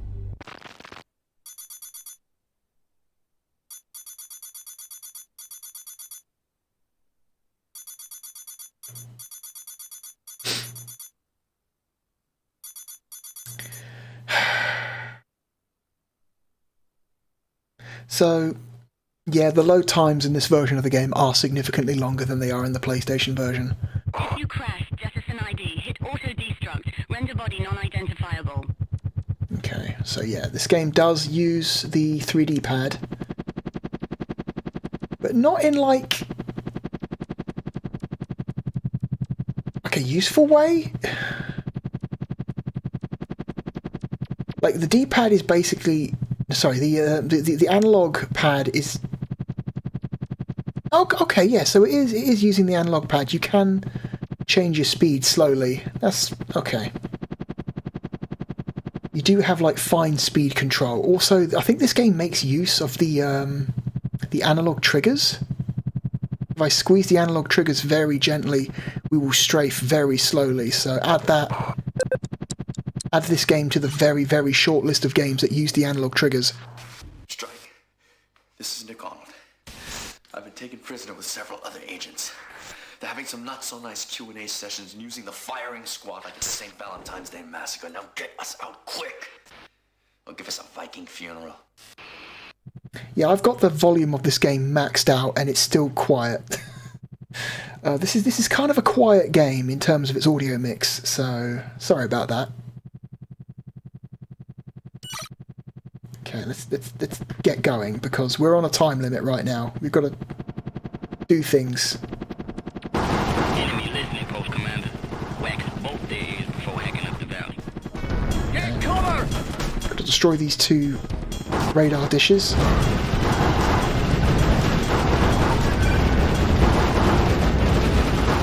those LZs are destroyed, this campaign is scrubbed. Do you copy?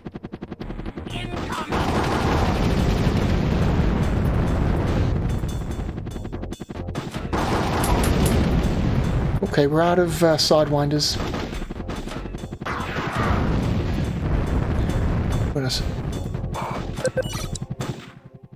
Strike, this is Arnold. Come in if you're out there, and I'm damn well hoping you are, because I need some serious help. Okay.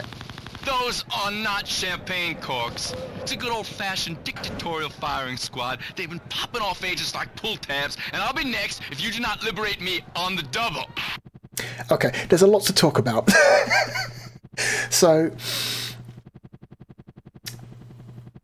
Okay, first mission. Okay, well, the first major objective of this level is to rescue your co-pilot, who is being held in a prison camp, which we are currently circle strafing and shooting at. And there is a time limit on this. If you do not rescue him within a certain amount of time, he will die, and that will be a game over. Also, what I love about this map is that you can cycle through different types of enemy units and see where they are on the map, which is quite good. And you've got assets, you've got friendly assets, LZs, co-pilot. You can find your co-pilot is that green flashing square. Your home base, locals who are friendlies who you can pick up. Fuel drops if you need to buy, if you need more fuel for the helicopter. Ammunition drops if you need more ammo. LZs for dropping off friendlies when you pick them up. Intel for your mission. So, hang on. And also, you can get extra information by pressing the B button. So, Mission 1, destroy the 2 radar dishes, which we've just done. Destroy 2 early warning radar sites to enter hostile airspace undetected. This will cut the valley's communication lines and isolate all facilities. Otherwise, radar will give enemy weapons greater range and increased damage potential. So yeah, whenever you're entering an area and you see an enemy radar dish, you need to destroy it, because then that will, again, for that exact reason, you know, it increases the enemy's ability to hurt you. So it's always a good strategy to destroy those as soon as you see them. You can actually press B again to get a little FMV. Hey, Commander, best idea with this stuff is to come between it and its AAA. That way, if they want to shoot you, they risk nailing their own guys. And you've got extra information in the form of like FMV file for every single entry on this map screen. So Mission 2, Agents, find and rescue your captured intelligent agent, Nick Arnold. Press the B button for an FMV. Compromise the buildings, but be careful around the prisoners. Think of it as cracking open the egg without smashing the yolk. I simply adore the amount of incidental FMV that's in this game. There's so much. There's FMV for the different enemy units. These are the enemy's forward fielders. Knock them out and he's fighting blind. Just boink the turret if you're low on rockets. You know? There's intel on your Apache.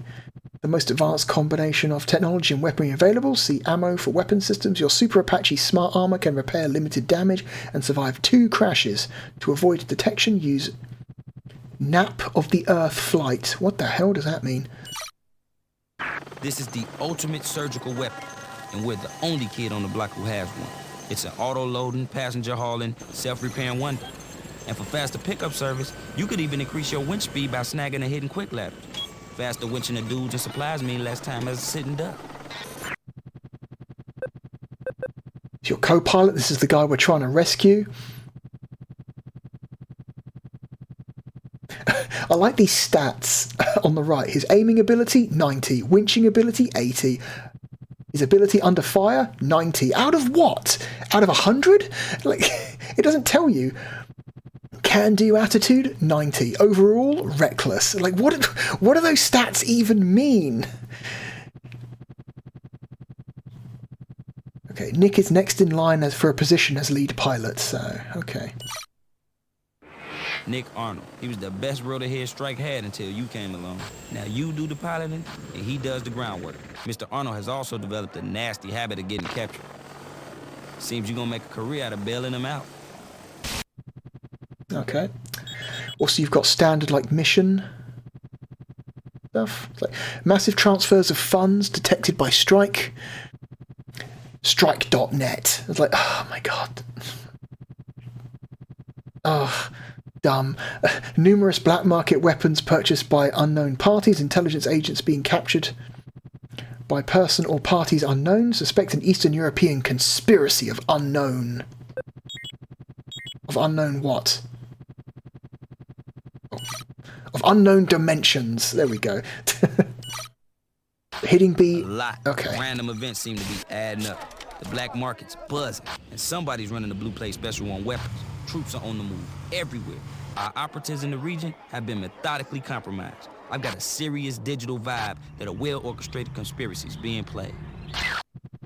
I love the hacker speak in this game. The hacker speak is incredible. It's right up there with the movie Hackers from this roughly the same time period. Like, universal knowledge of computers is getting, and how they work is getting better by the mid-90s, but it's still really, really, like, funny, and like, the vast majority of people still don't really know how computers work or what they're really capable of, and so you end up with some of the most embarrassing hacker speak ever coming out of the 1990s, and this is some of the best. Why? Okay, why just replays the intro cutscene? How? Commander, forward arm and refuel points are ready and waiting. Utilize our resources as necessary. I go on air with this in 1 hour, and I don't want to look like a liar, so keep the scene clean. Okay. Where? We are crossing into a very unstable political environment. Proceed as if you are walking around in a powder keg with a lit cigar. Your slightest misstep could not only unravel the entire peace process, but ignite regional or even a global war. Who? We have monitored repeated use of the phrase Shadowman to describe the hardliner leading this Eastern European conspiracy. We suspect it is a Russian named Yuri Vatsisnov. If it is, he has a human rights code that would appall Dracula. Some really amazing phrases, like, we've been monitoring the use of the term Shadowman, and human rights, like, violations that would appall Dracula. Like, what incredible dialogue. God's sake, there's so much, like, optional FMV in this game. It's incredible. It's like and you don't have to watch any of it if you don't want to, but the fact that it's there if you want to is like amazing. This is an LZ. Treat it like your mother's house. If you find enemy quick ladders, you'll slide your POWs in and out pronto. Like, the level of production value this game has for its time is immense. Ammo, bar stuff, the good stuff. We Sikorsky'd it in. Winch it up and let it rock. Pops in quick when the job needs to get done. Like, it's the sheer amount of, like, time and effort that was spent on just the FMV is must have been a lot. Anyway, let's rescue this co-pilot. Oh, I forgot.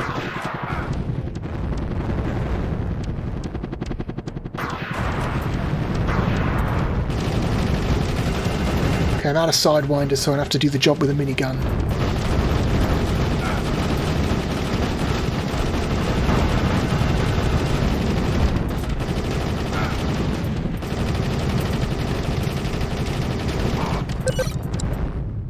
Nick, pinpoint your location. Strike is closing in. Stone building, north side of compound. Bust your hump, they're here for me. So yeah, every time you see a little message come up in the bottom right-hand corner with that purple logo, that means there's an audio communication coming in. So if you open up your map, when that happens, you'll get like a little communication. But again, those are optional. You don't have to listen to those. You can ignore that. There's so much, like, optional, like, dialogue and FMV and communications that you don't actually have to pay attention to. Like, so much effort went into stuff in this game that you don't even have to see.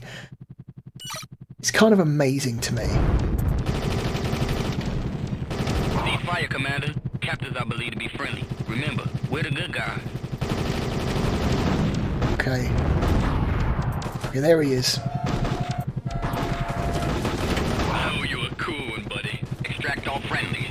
Maybe one's got a bottle opener.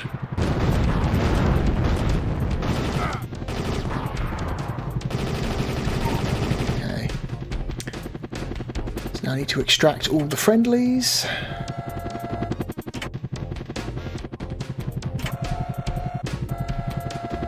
These little green guys who run around. I think there's at least a couple more. I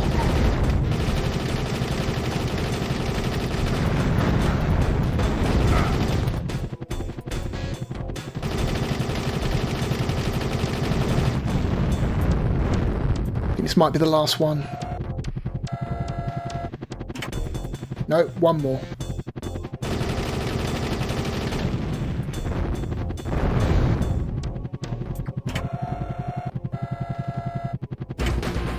There we go.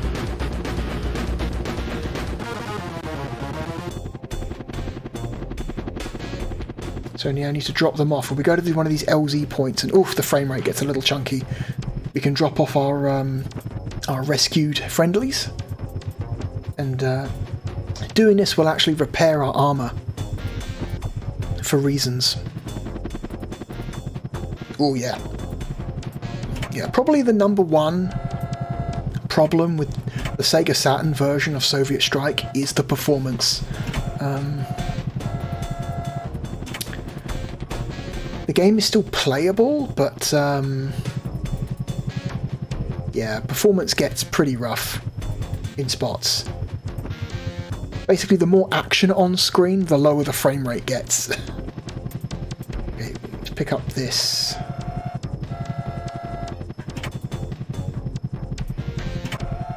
So I think we can still die if we run out of fuel. Yeah, invincibility doesn't protect you from running out of fuel, which is funny.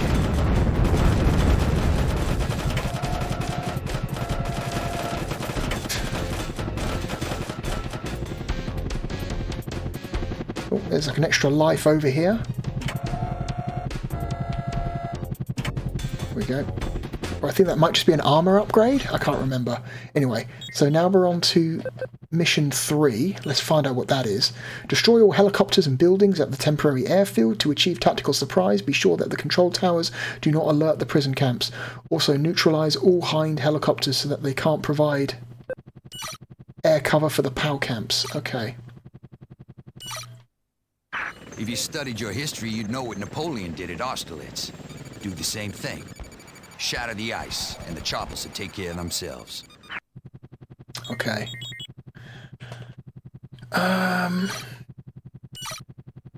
Okay, so the airfield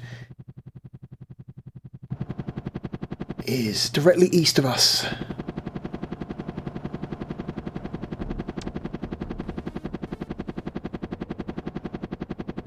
We got pilots scrambling for choppers. Grease them before they get dangerous.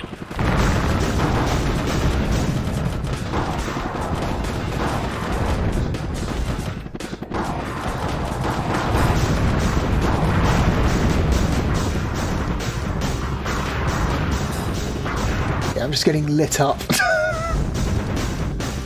Okay, what's... Hang on, where... No, they don't. They don't. Okay, okay. I thought wondered if they've got a separate entry for helicopters, but they don't.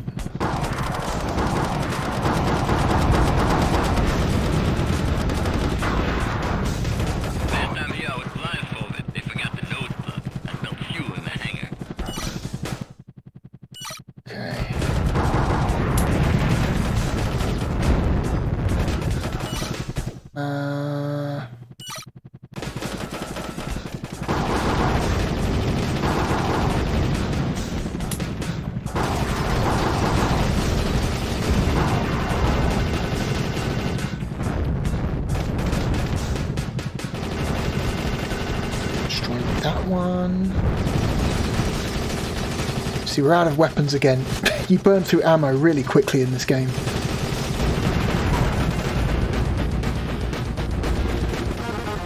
I feel like I'm gold breaking up here. Put me down there where I can do some harm. There, near that plow. I want to give him a little snow job.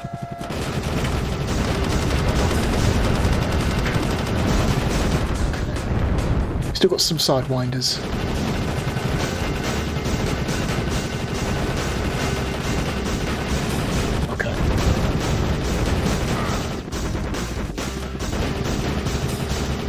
Seeing the smaller enemies can be a little bit hard sometimes. Asset ammo.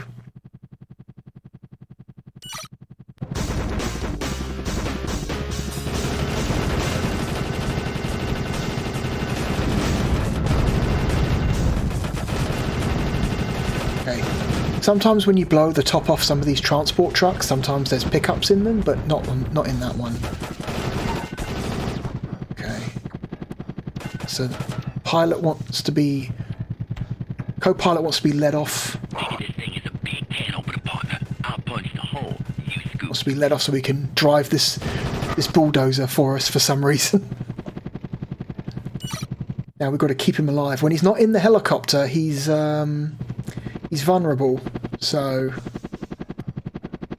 we want to make sure he doesn't get too far away from us.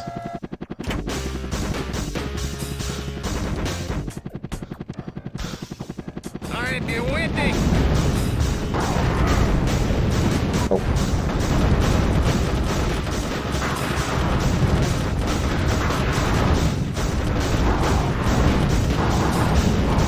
Oh. Transmission.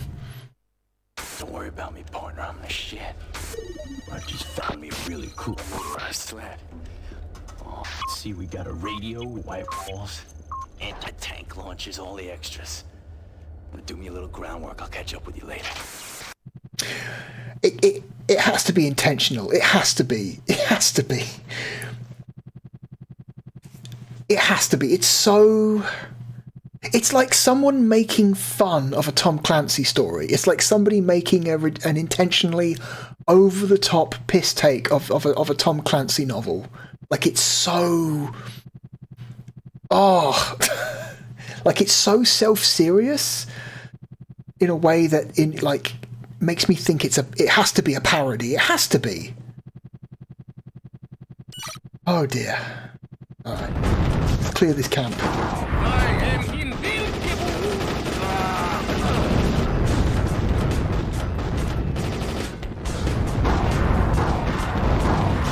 You idiot.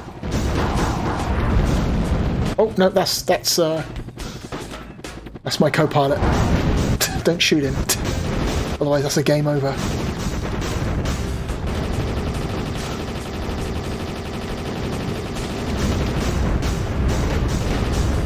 Whoop.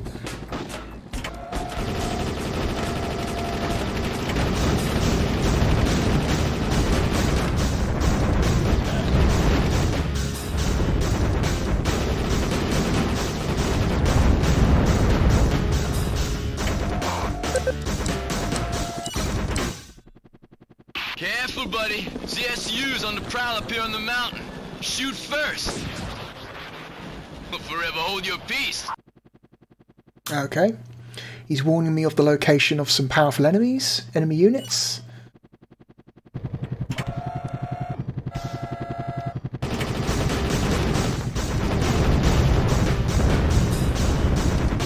Pick up some of these friendlies.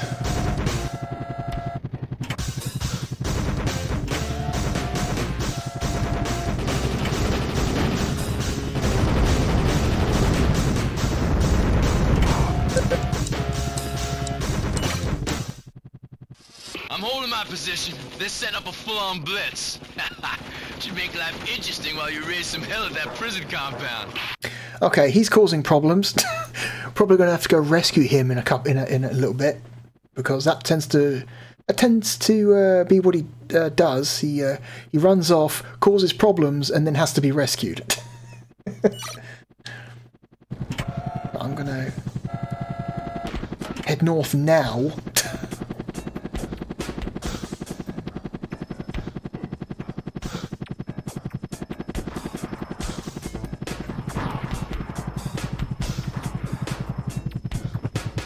Offload some friendlies.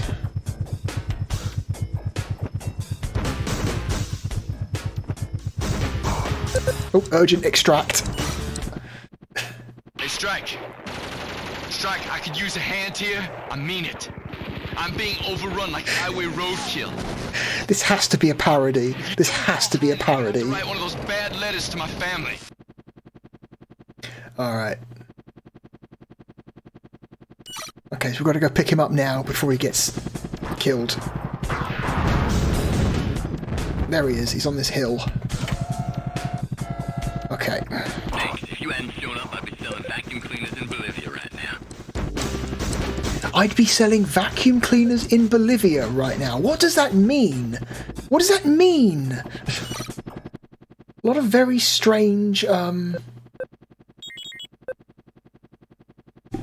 phrases being used. Like, vacuum cleaners in Bolivia. What?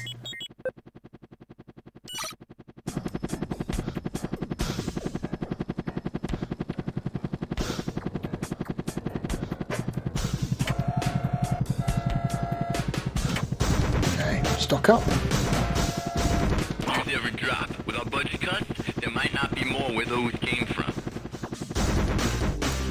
Okay, I need to pick up some more dudes. Okay, these two are the last two at this prison camp.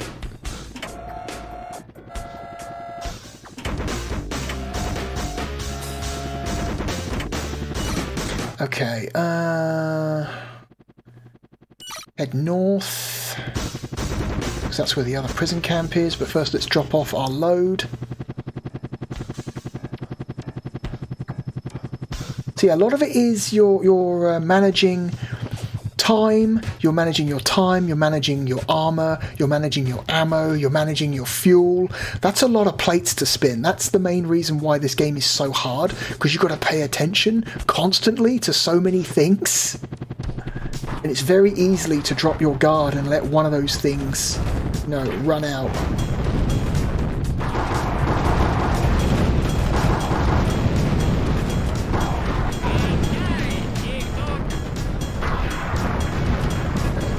Disable the alert zone.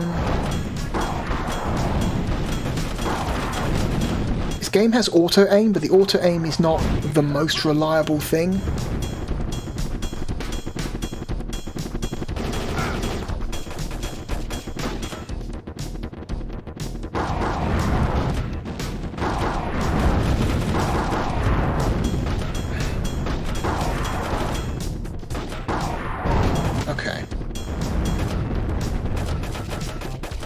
Is shooting me? What is shooting me?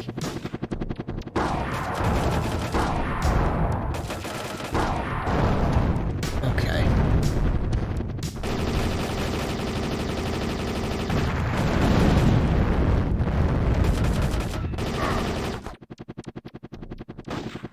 Is there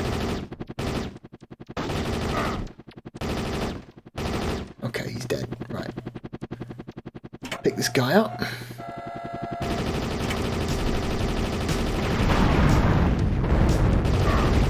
There's an enemy soldier in that one.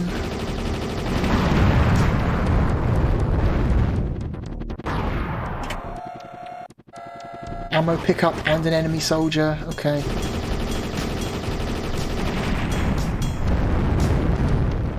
Come on, stop running around.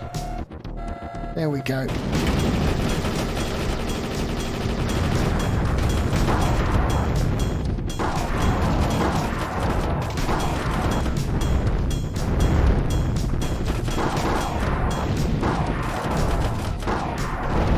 Strafing doesn't really have much effect in this game.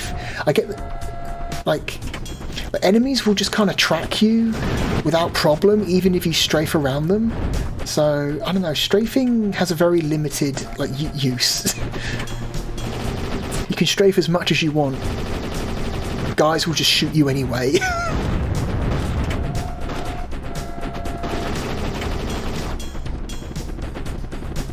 Come here.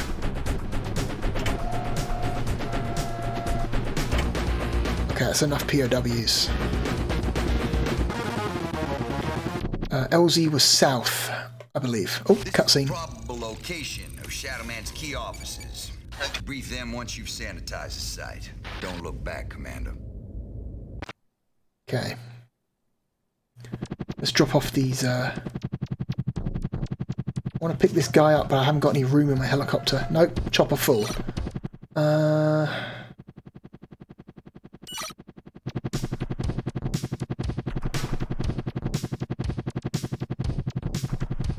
No. Where's the LZ? Here it is.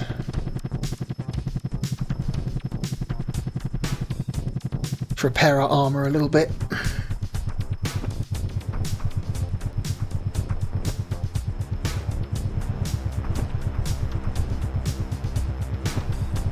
So you get about 150 armour points per friendly pickup.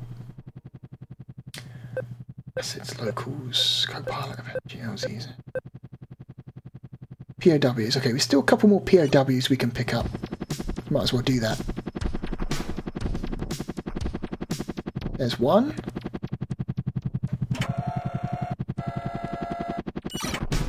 And there's one up here. There he is. Yeah, sometimes they're a little hard to spot. Okay. There was a direct sequel to this game made called Nuclear Strike, which brings back a lot of the same characters from this game. I didn't like Nuclear Strike as much. I think, Nuclear Strike, that came out for PC, PS1 and N64, which is interesting because Nuclear Strike is also pretty heavy on the FMV, which makes me think that the N64 version of Nuclear Strike is not the one to play, because, you know, the N64 doesn't really do FMV. Not really. Outside of a very, very few exceptions. Okay. Let's head back to the LZ. At least I think Nuclear Strike came out on the N64. I might be wrong.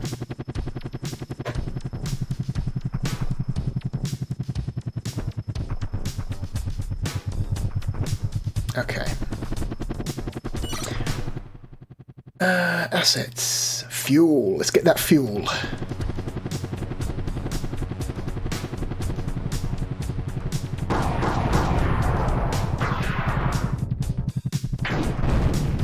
Okay, there we go.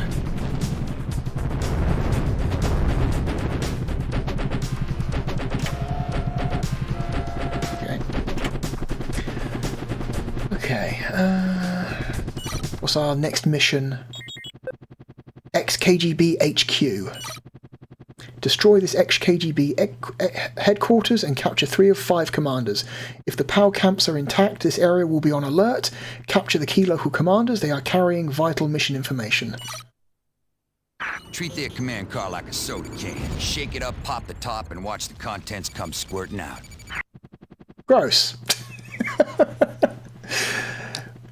Okay, so we need to capture some enemy commanders. Cool. Alright, understood.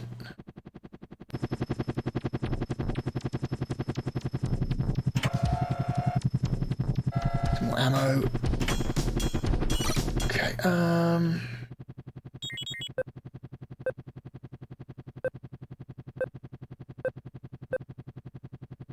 ammo, okay.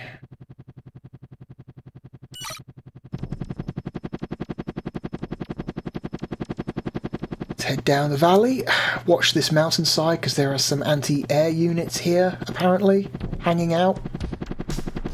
For what our co-pilot said earlier. Oh, here we go. Right. Dealt with.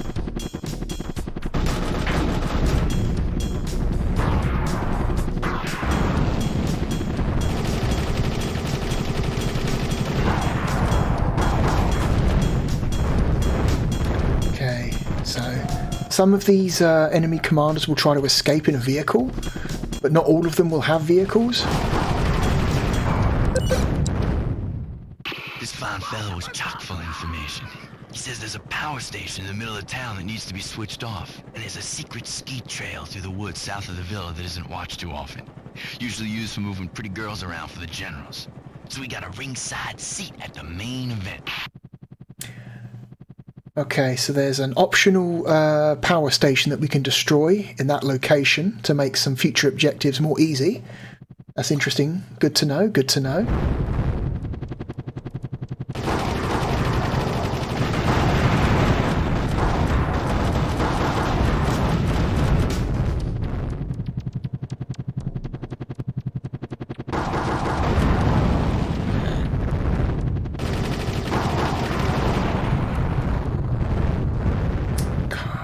Not that building. Oh, there's a dude. He's running. He's running. Can I catch him? Yes. Got another one. Heads up, I heard this bad boy calling up reinforcements from the barracks on the west end of the lake. Sounds like he's trying to protect something. Okay, some extra stuff can be found there at those locations. Probably some goodies. Also some optional targets. Let's not destroy the church. That seems wrong.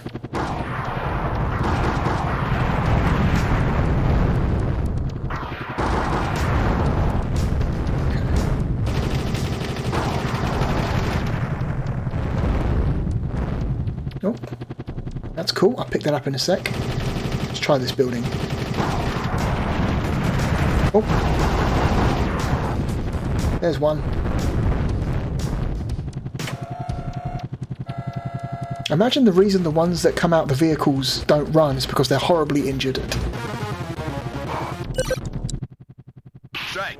Singing Boris here used to have the thankless task of castle security, made the mistake of carrying his timetable around. Now it seems we can take the castle while his guards are down at the local tavern getting stewed. Which you'd be right about now. Okay, so because we found this guy, that means that there will be fewer guards surrounding the castle at the top of the map when we have to go there, which is interesting. Because if you don't grab that guy, those guys are there's more guards around the castle normally. But because he's there to tell you that no, the guards go on break about this time, there will be fewer of them. It's very interesting that only happens though because you find him. It's a bit strange, but it works, I guess. Finally have blue sky and activation. Review mission 6 briefing.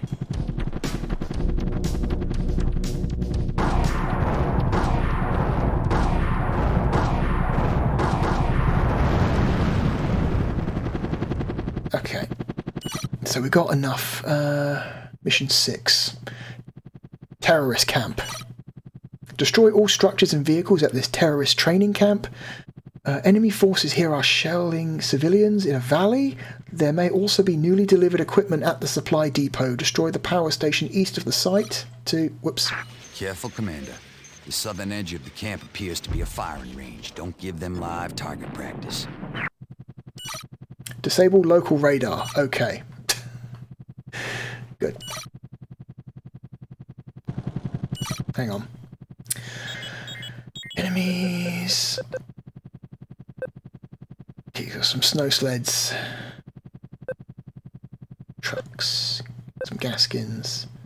Some light anti-air. A lot of light anti-air at that little camp just west of us. Fuel at that camp.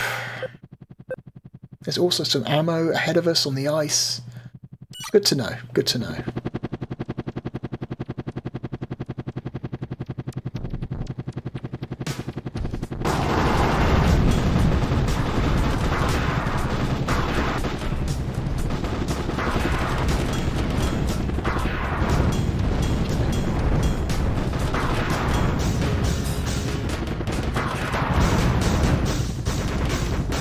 Okay. Fuck is shooting me. Okay. No, dealt with. Alright. Ooh. Snow sleds. Okay.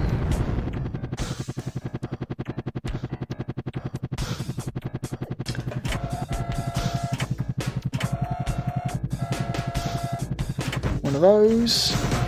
Repair my armor.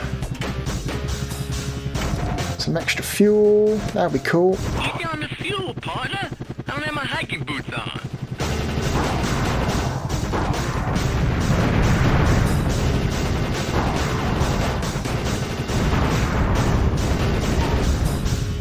Okay.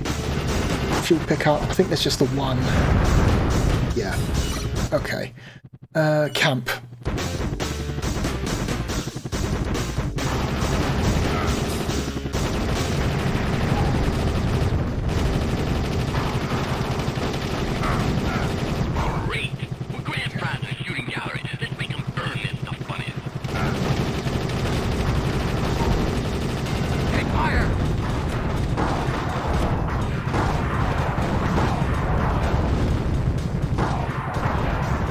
Oh my god, just die already.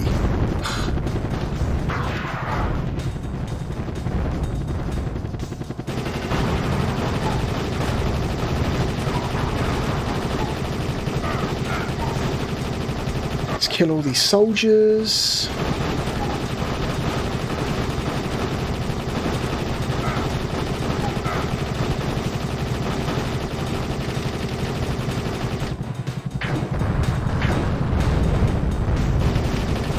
Destroy that heavy tank.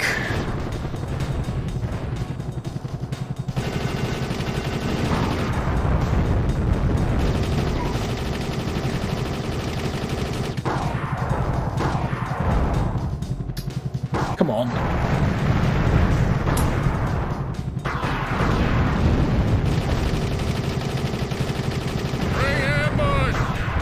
Oop. Stuff in there. Don't want that. What have we got near us? We got any ammo drops near us? There's one north.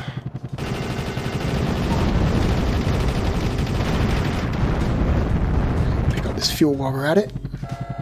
Kind of getting low on rockets and weapons, rather.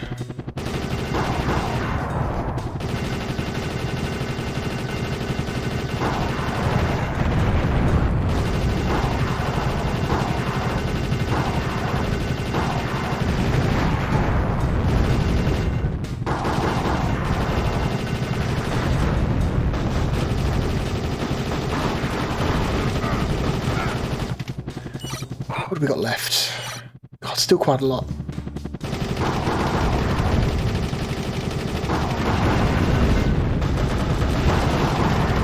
Yeah, the problem is sometimes when you blow up buildings, the explosions that happen when you blow stuff up can sometimes obscure what's actually in the building, and sometimes it's something like an enemy that immediately starts firing at you, and you don't know at first because you can't see the fucking thing because of all the explosions going off. That is one minor critique I might make.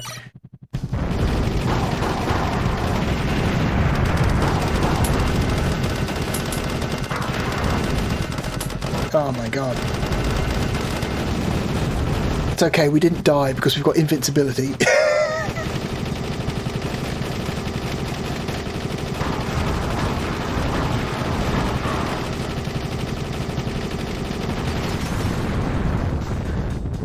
Weapons. There it is.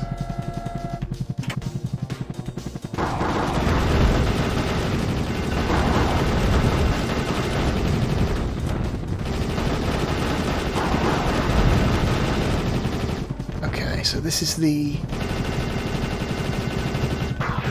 power station they were talking about.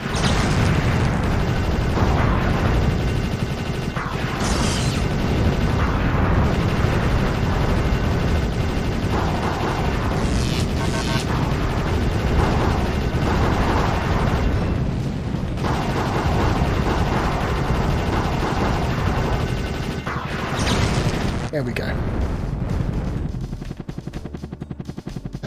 That disables the alert zone. Okay, so just a lot to destroy around here.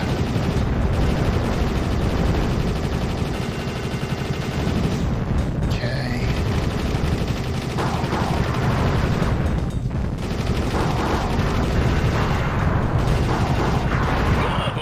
Now that was some sweet shooting, though I don't think those boys share my enthusiasm. Okay, ammo drops. Might have to go back and get some more ammo drops. Again, a lot of this game is this, basically just managing your ammo, managing your fuel, trying to keep one eye on your armor, making sure you're not taking too long so your objective, like something goes wrong and you lose your objective. Okay, south. Oh.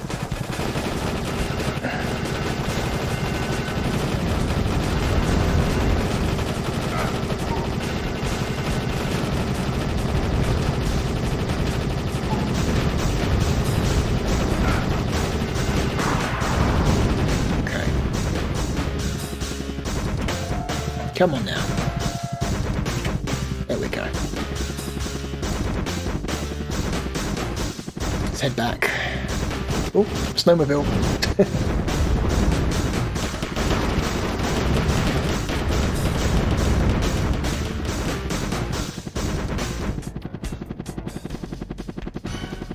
Okay. What were we doing?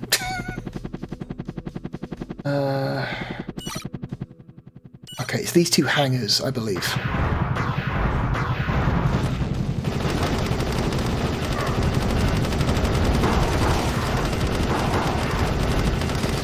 That's fucking rough. Yeah, again, like, enemy units just track you. Doesn't matter how much you circle strafe, they are excellent at tracking you.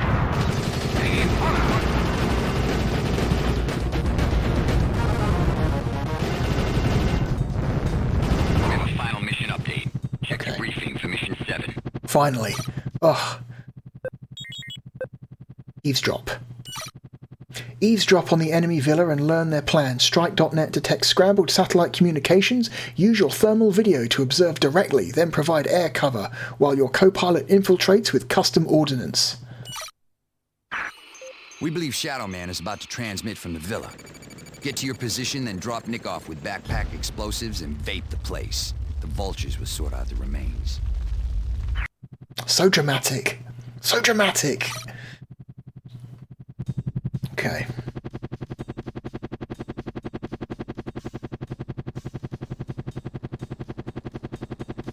Ooh.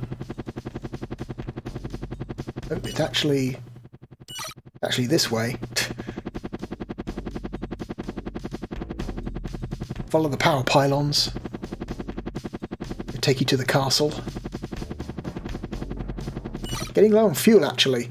Uh-oh. Hang on.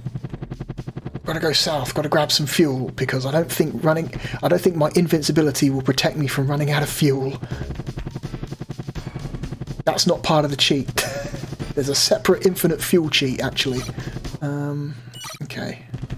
It's here. Here it is.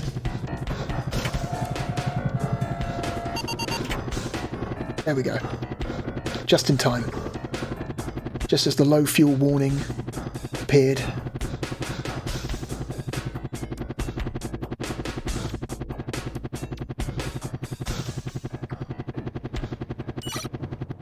I was here.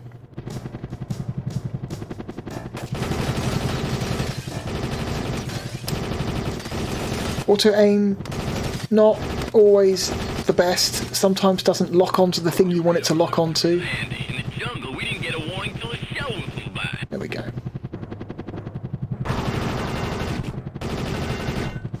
There we go.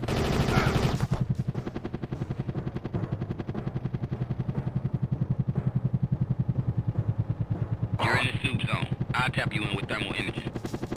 Okay.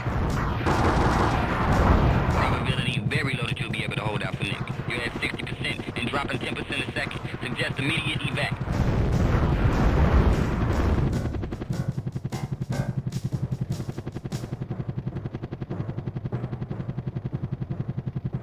Just kind of hang around and wait. There we go. Release the vulture. The enemy is vulnerable. Checkmate. 3 moves.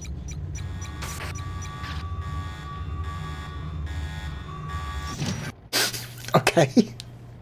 It's the mysterious Shadowman. Pull out. The area is lighting up like a slot machine.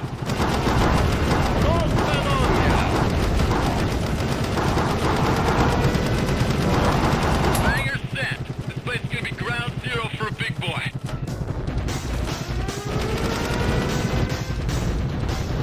I'm gonna blow up the castle. Hold on. I'm coming. The baby's set to blow. Don't stand me up or I'm toast. Oh, frame rate. Oof. Oh, sweet home. Watch the fireworks fall. Yeah, the frame rate in this version of the game is really rough. Oh dear.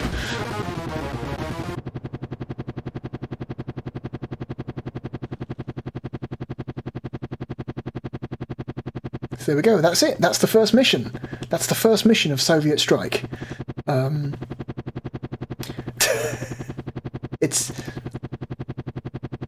This is a hard game. It's very hard to do without cheats. For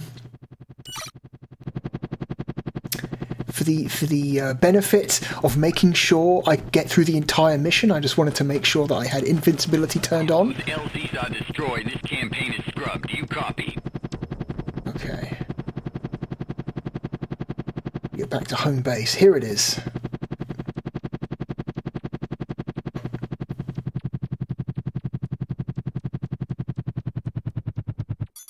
There we go.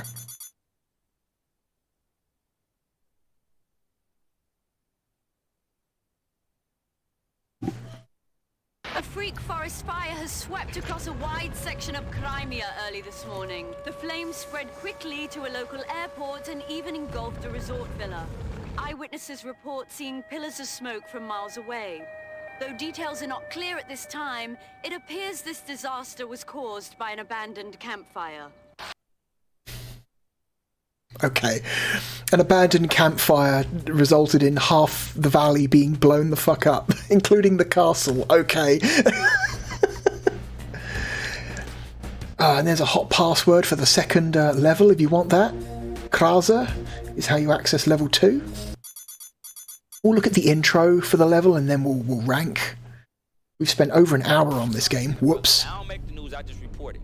We got a problem. Which is? A mothball Soviet fleet is making for the Black Sea. It's Grand Theft aircraft carrier, and Vladimir Ceausescu will be behind. Grand Theft aircraft carrier. Yeah, it looks like it. Now I followed the missing rubles. He's buying mercenary forces and hiring Yahoo generals. Vlad pops a nuke, and Soviet hardliners are swept back in to restore order. So with the Russian army demoralized and the West too timid to wade in, Shadowman runs the show. What assets do you show in that area? Just one, a dock worker named Ahmad. Now he's ex-SAS, but his covers ethnic Russian. Commander, stop those ships before we hit the Black Sea. Fail, and we go strategic. I like mission 2. I think the Black Sea mission might actually be my favourite mission in the game, but we're not going to look at it.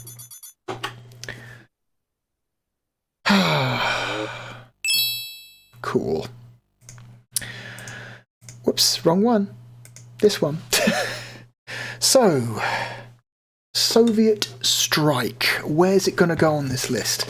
I love Soviet Strike. It is, I think, a fantastic game. A little bit hard. There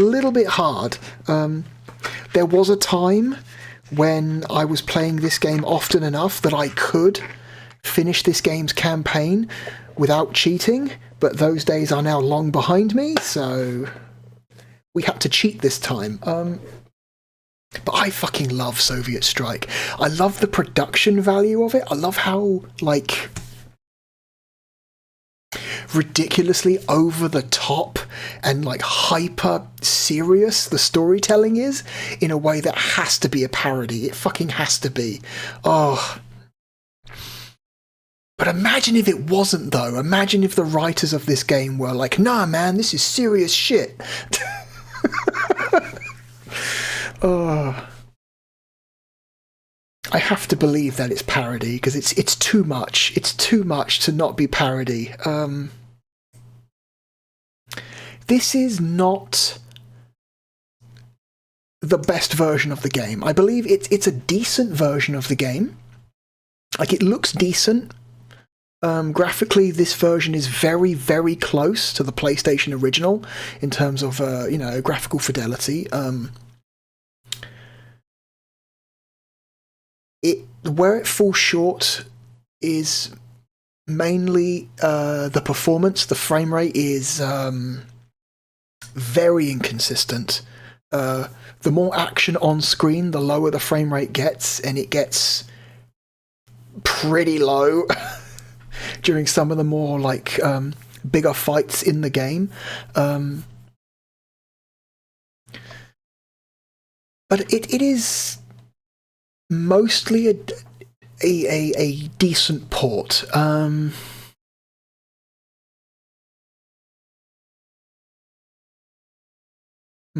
like a visual fidelity and production value standpoint, they tried really hard. What's the name of the company that did this port?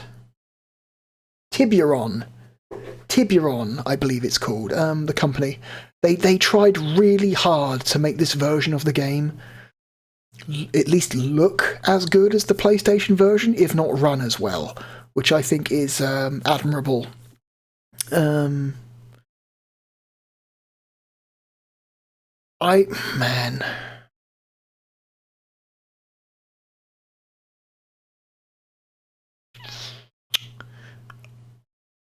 It's a relatively high-scoring game, but it's exactly how high? I don't think it's a top 10. It's not a top 10. The performance is too poor for it to ever be top 10, but it's going to be maybe in the 30s, 20s and 30s. See, I'd rather play Soviet Strike than Daytona USA, so it's definitely in the top 30. I would rather play Soviet Strike than Tetris Plus.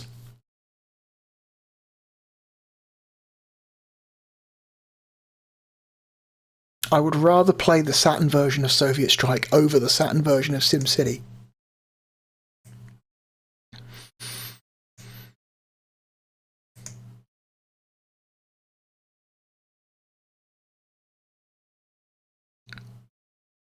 I like it more than Championship Circuit Edition.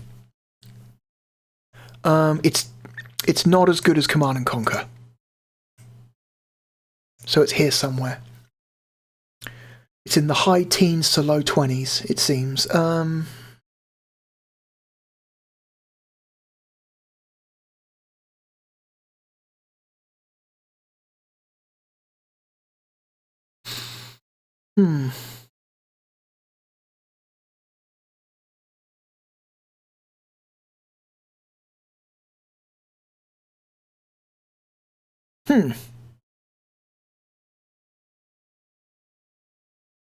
think Gun Griffin is a better game. Guardian Heroes is a better game.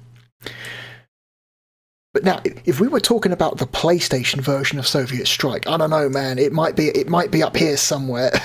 But this is the Sega Saturn version with the extremely dodgy performance and long load times.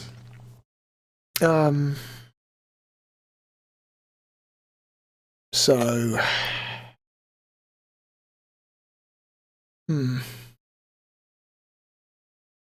I like it more than I like Virtua Fighter Kids.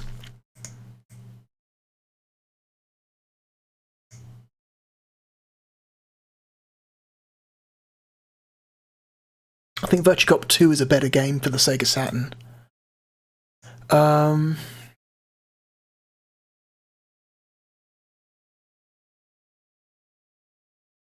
think Road Rash is a better game on the Sega Saturn. Virtua Cop is a better game.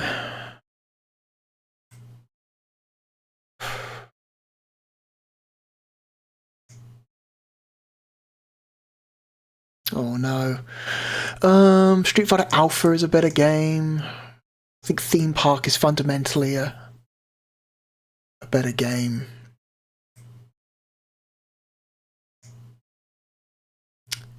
Man. I think I know where it's going. It's going between Athlete Kings and Virtua Fighter Kids.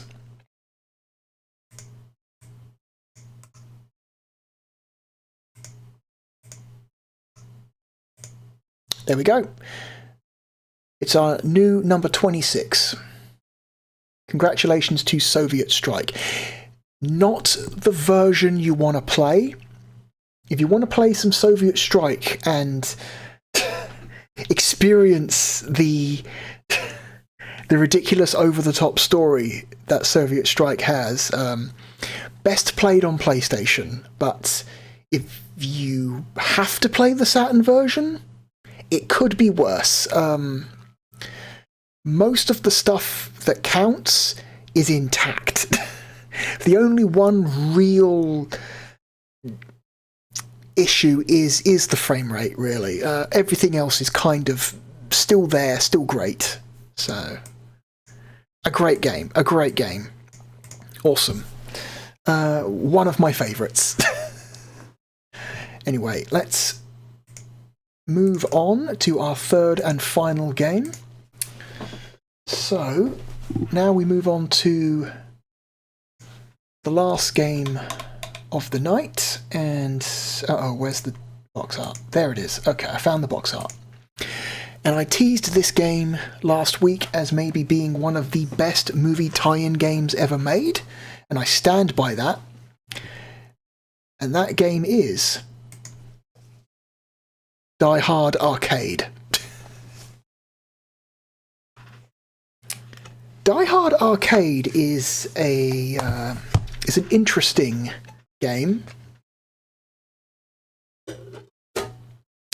It has a very complicated story behind it.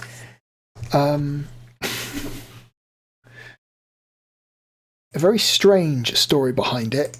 So, Die Hard Arcade did not originate as a Die Hard game.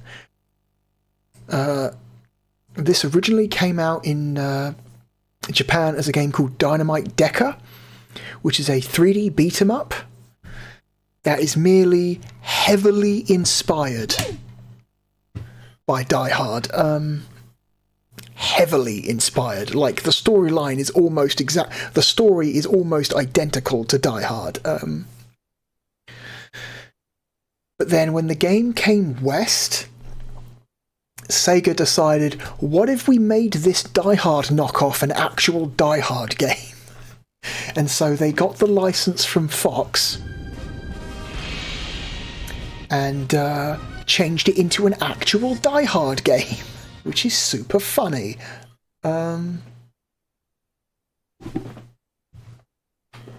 This game rules. This game is great. Roger, we got a bad situation down there. We got a band of terrorists that has seized control of the building.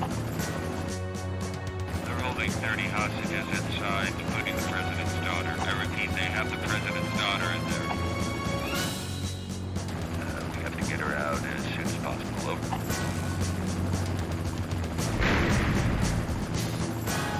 It's such a strange thing. It's such a strange idea to take this like gritty, like grounded action movie and turn it into a ridiculous, over-the-top arcade game. What a bizarre idea this was.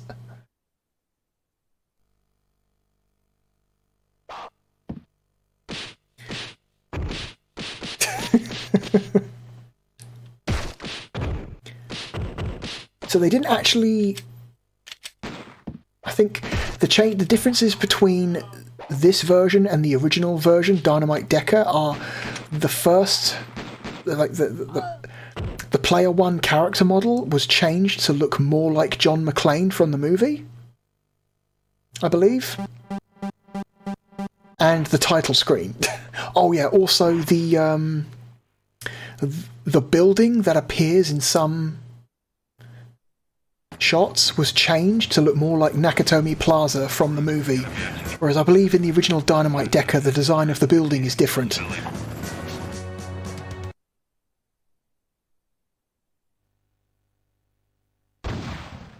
Like, who is this woman? Who is this woman on the right? Who is this woman with the blonde hair? Who are you? You're not in the movie. What's your name? Ugh. Okay. 3-button game, punch, kick, jump. Cutscenes on, friendly hits on, violence. I think this means blood. You can turn blood on and off. Let's turn it on.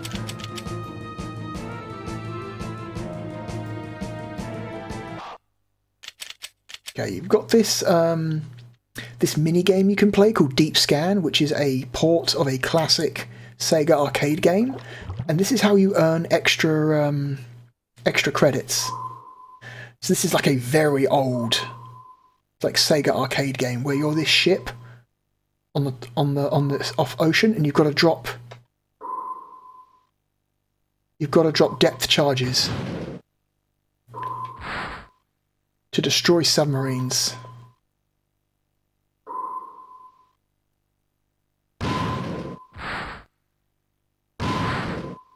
And the deeper the submarine, the more points it's worth. Oh, I got killed.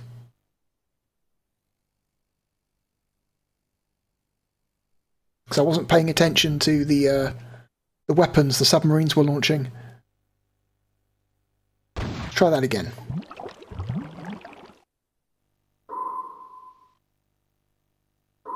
Got a little radar down the bottom telling you when submarines are approaching.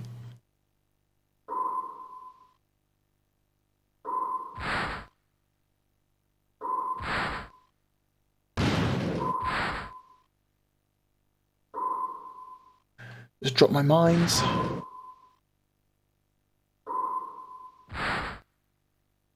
The deeper the submarine, the slower it travels.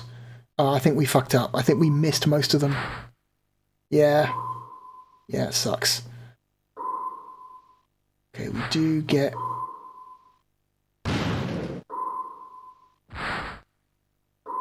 rearmed though. And the number of weapons that submarines launch... The number of the weapons that submarines are launching increases with time.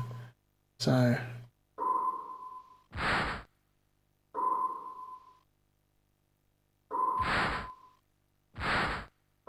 Oh, I think that one's going to hit. That one's going to hit. Oh no, it just missed him. That sucks.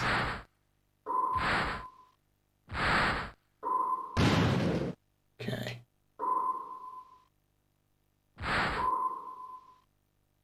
Can we get those ones down at the very, very bottom?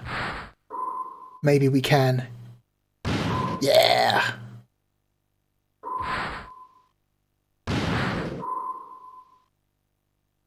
Yeah, deeper submarines are worth more points. Okay, we got that 9. Yeah, hell yeah.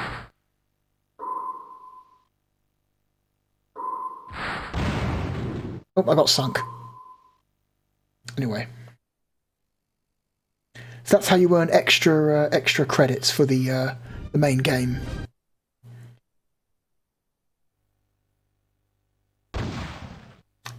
Die Hard Arcade. Here we go.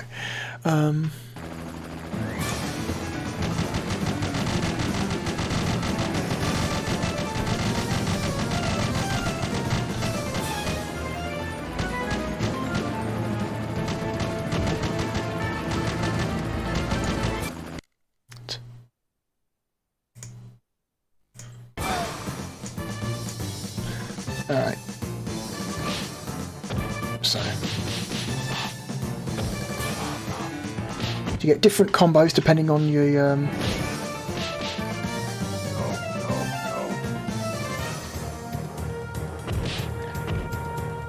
on how you press the buttons. You've got grabs. If you charge into someone and press the B button, you grab hold of them. Oh, there are weapons. I don't quite remember how to use them, but we'll find out. We'll find out as we go. This game is incredibly colourful and whimsical and silly, which is something that Die Hard is not. It's such a weird tone difference between this and the movie it purports to be based on. Kick that guy in the balls.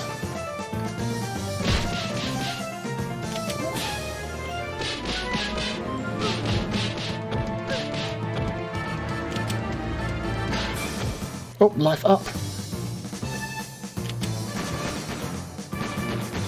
Shoot this woman.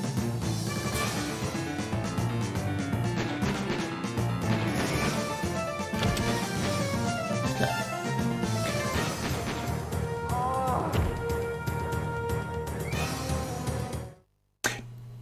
Don't think the terrorists have any female members in the movie, but okay, no worries. Okay, quick time event, here we go. Success. Again, I don't think John McClane is like physically fit enough to be able to do that.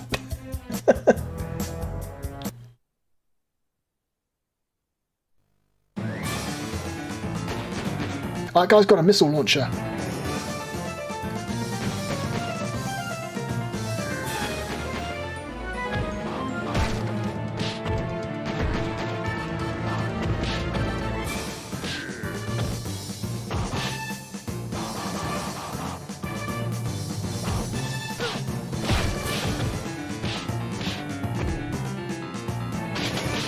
Get off me, please. Thank you.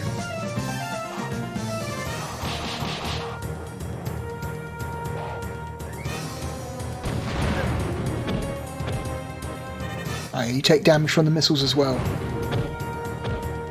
What about that? Okay.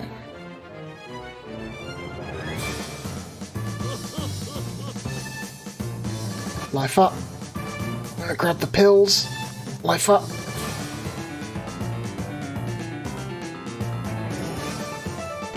Oh, fuck.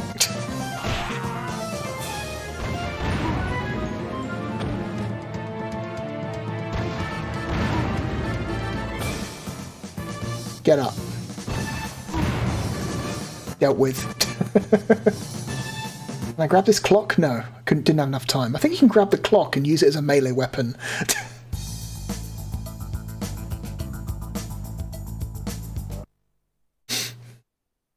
Yeah, they've added like Nakatomi Plaza logos to some of the. I don't care about the SWAT members.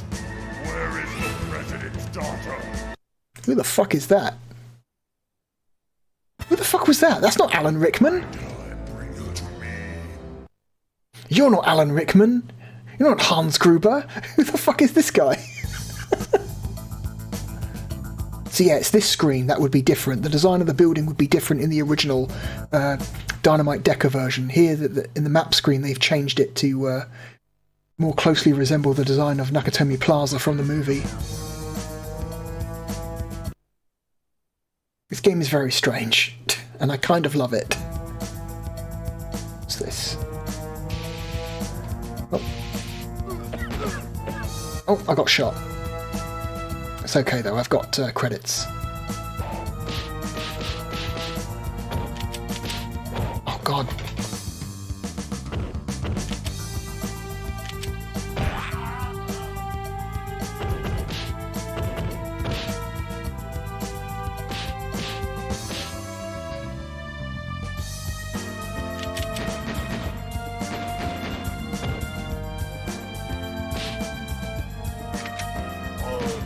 Handcuff dudes.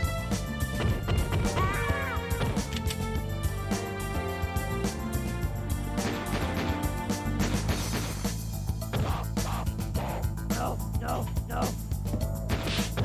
Oh, come on. Oh. This is an arcade beat 'em up, so it is kind of bullshit in some ways. But that's okay, it's fine. You kind of expect it from the genre.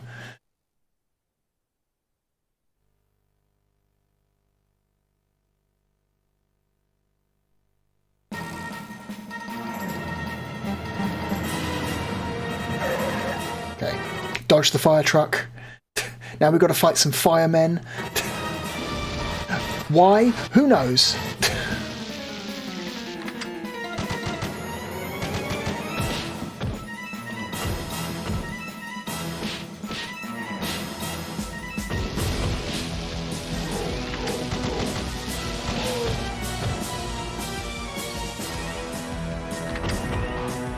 Get off. Ooh. Got.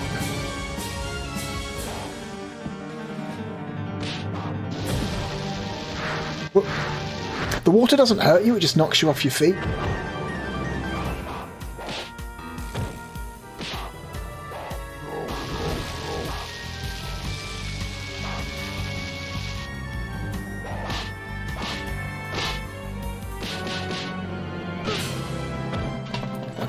Knocked down again.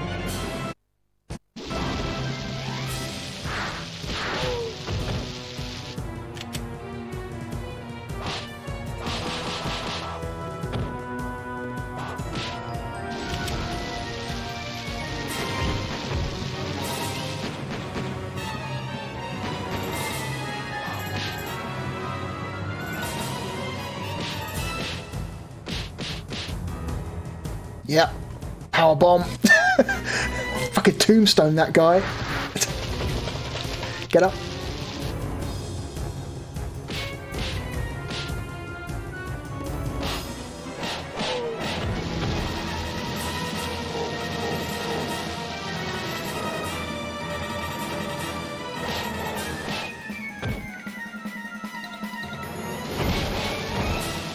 Ooh. Mind the explosive barrels. Those are explosive barrels. They will hurt you. There we go. Flying kick to the face. This game is just so strange. Pretty sure there were no enemy firefighters in the movie. Oh, I did a jump kick, not a regular kick. Didn't mean to do that. I accidentally pressed B and C at the same time. Okay, now I've got to fight this guy because I...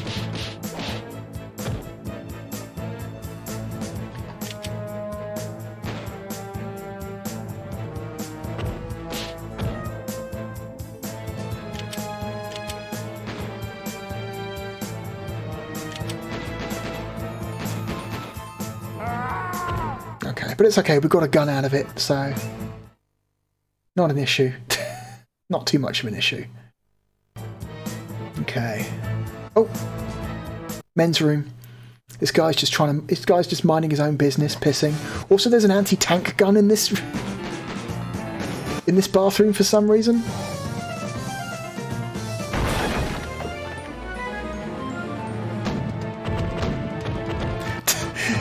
Just an anti-tank rifle in this bathroom for some reason. It's like, fuck it, why not?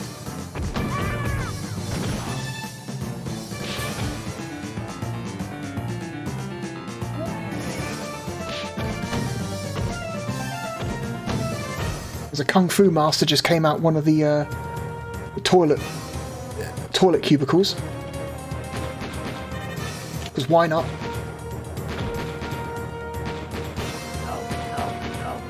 Pretty sure that's what he's meant to be. It's okay. Oh no, we've got 2 more kung fu masters.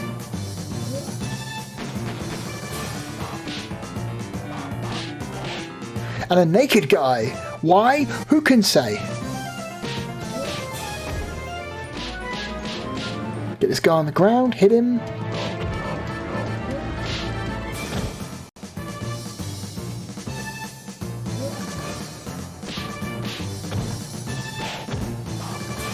Back up. Shit. Okay. Okay. That guy's dealt with. Okay. Naked guy dealt with.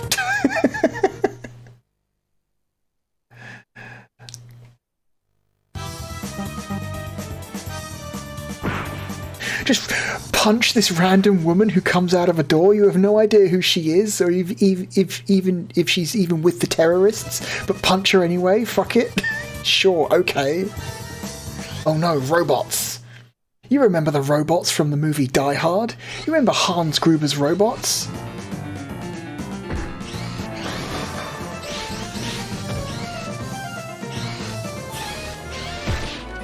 Oh my god. These robots suck. This is basically a boss fight.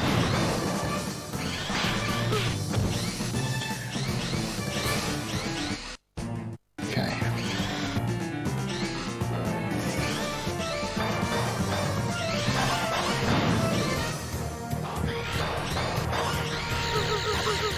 Oh, they've got lasers. Of course they've got lasers.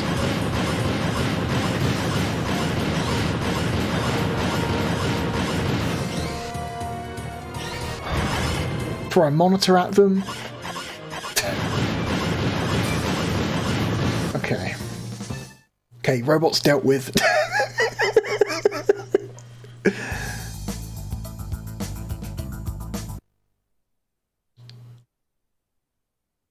Okay, where are we going now? Shoot them yet? Police are moving in. Now get to the lobby. Okay. Get the hell out of here. Why isn't that safe open yet?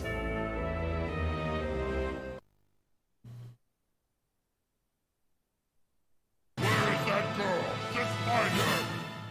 Oh god. The character models in this game are all slightly horrifying.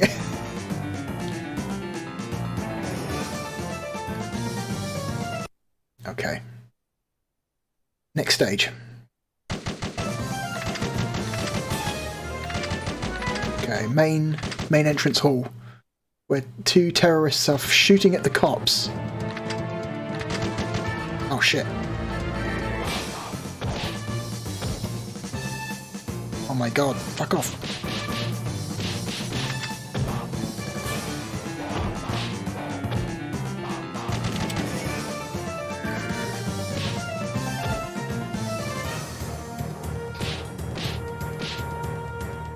That's right, swing him round. Yes! Awesome. Exactly what I wanted to happen.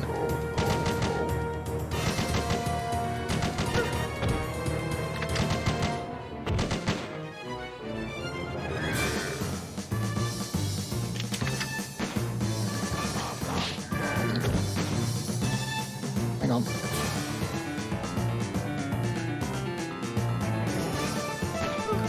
Oh, fuck. Yeah, the movement in this game is not super great. It's really awkward, in fact, I would say.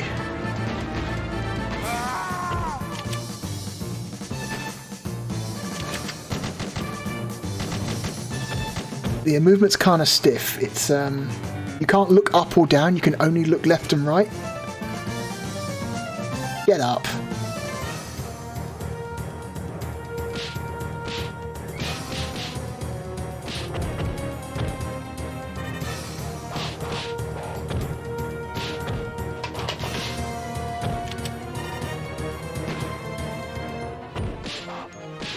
Ugh.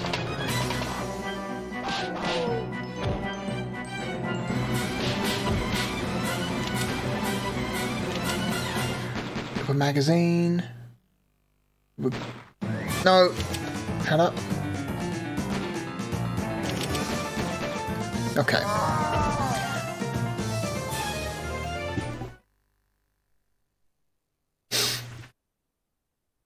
Okay, dealt with. Oh, now we're fighting a stripper, or a showgirl, or something. Do you remember Hans Gruber had his gang of showgirls who helped him?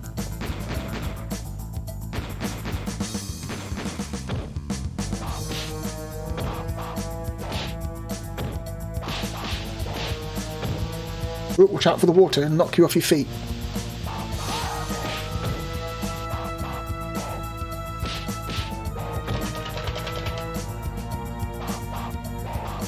Ugh. I got juggled. Yeah.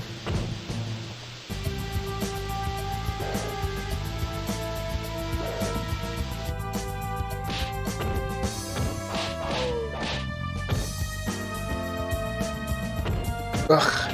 Get out. I can grab this stick or whatever the hell it is.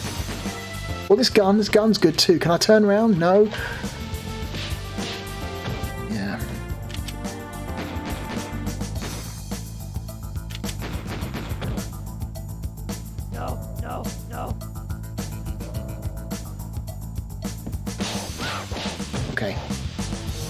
Beat her up with a stick. That's fine.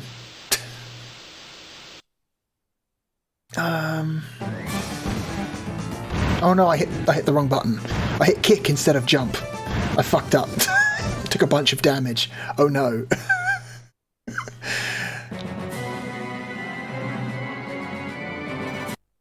Jesus Christ. Okay. Next boss.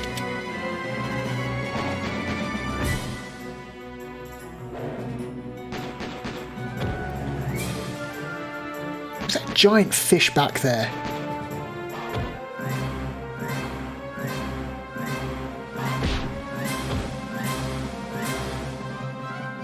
I love how none of this is actually doing any damage.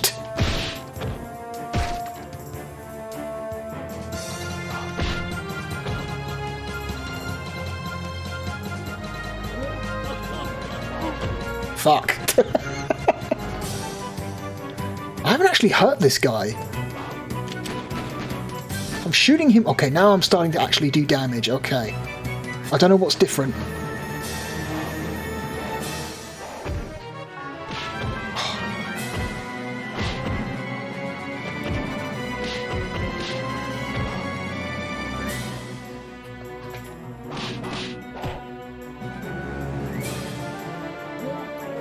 Shit. Yeah, it takes you a while to turn around. Oh, fuck. Movement is super stiff, but it's not a huge issue, I guess. I mean, it can be a huge issue. But in situations like that...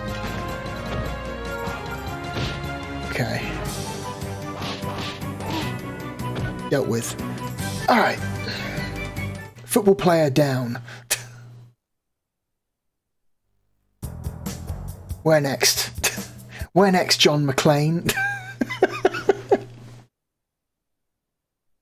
It's taking you so long to get rid of those SWAT guys!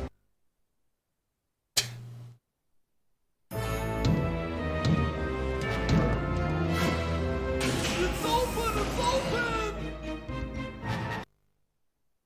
Got the safe open.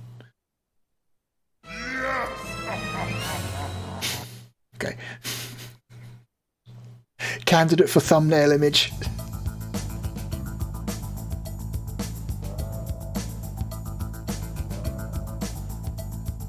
Okay, up to the roof. This is not a long game, I should mention. Oh no. A 70s lady has arrived.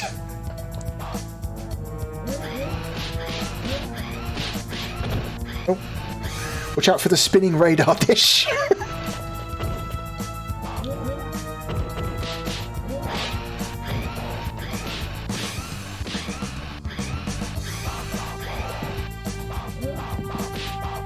Ugh. Oh. I accidentally ran into the spinning radar dish. That's bad. Don't do that.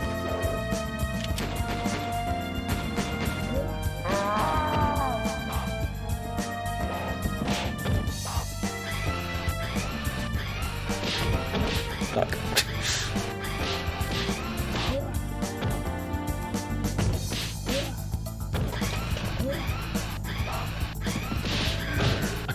I tried to get out of the way of the radar dish, but I couldn't move in time because the controls are so fucking stiff.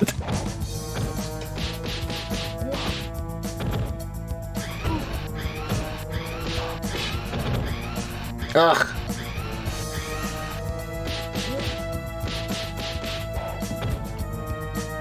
Ugh.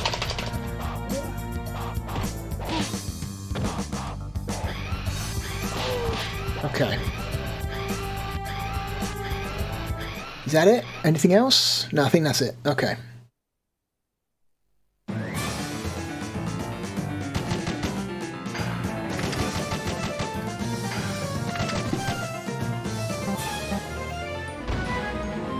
Pushed up. Did it? I successfully pushed up. Oh no, another robot. This game's fucking wild.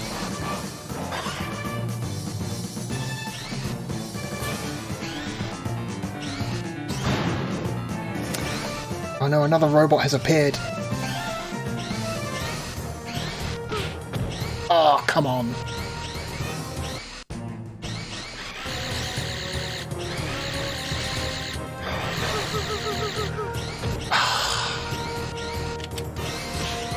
Oh my god.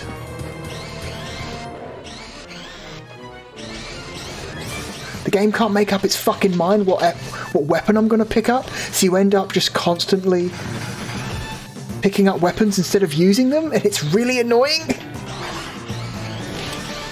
No, don't pick the fucking gun up, just hit him.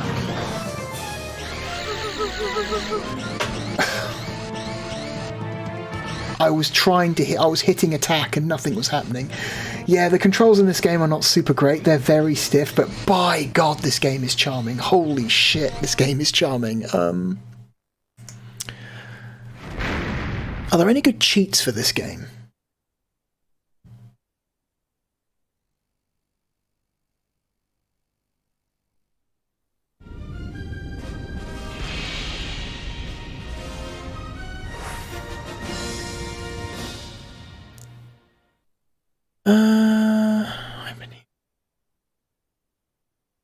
Nah, not really. There are no good cheats for this game. The only cheats seem to be an alternative soundtrack and making the deep scan minigame harder, but that's not appealing. Yeah, this game's really like bizarre and really cool and charming, but it kind of controls like a dog.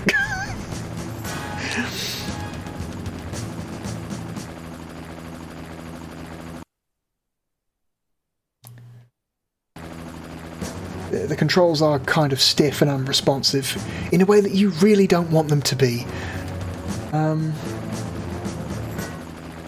You kind of want this to control like 3D Streets of Rage, but it just doesn't. It's not nearly that responsive.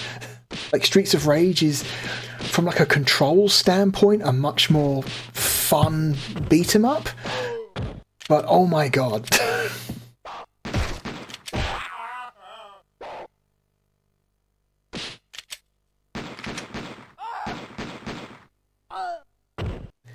What a cool game.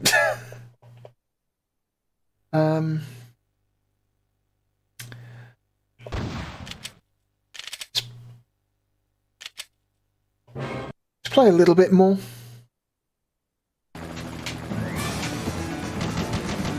Just a little bit more.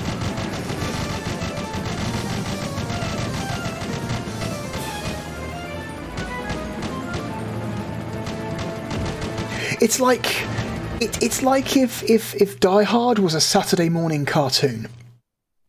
A Saturday morning cartoon where guys get shot all the time.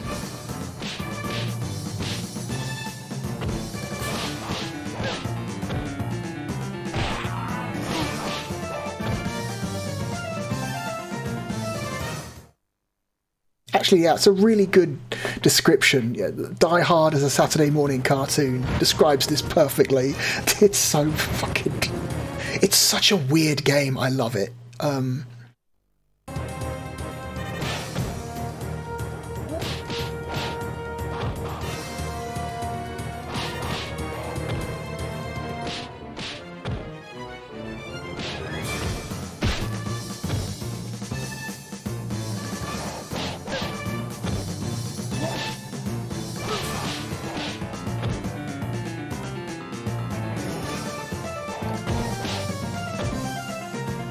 Okay. Just keep hitting her in the face with a broom till she stops getting up again.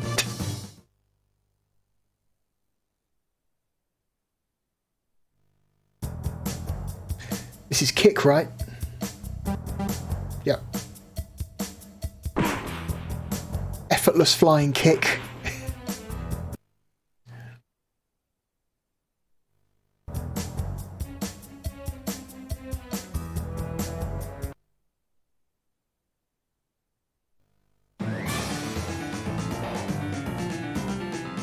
Okay.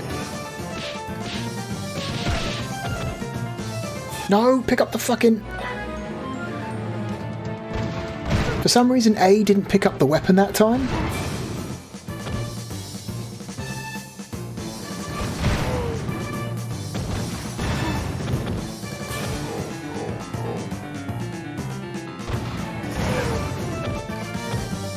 Okay, I definitely want to pick up that clock this time.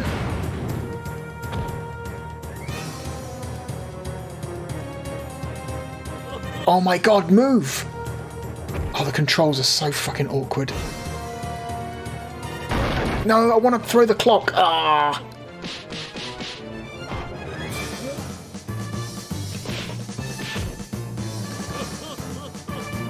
Urgh, turn round!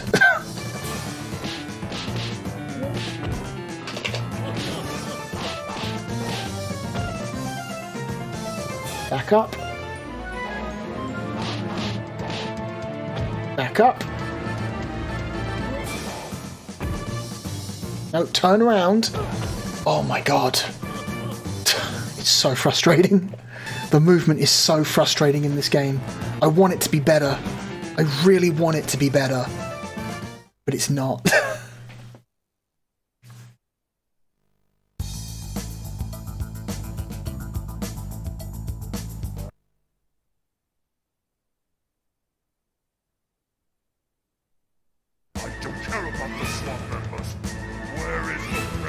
daughter.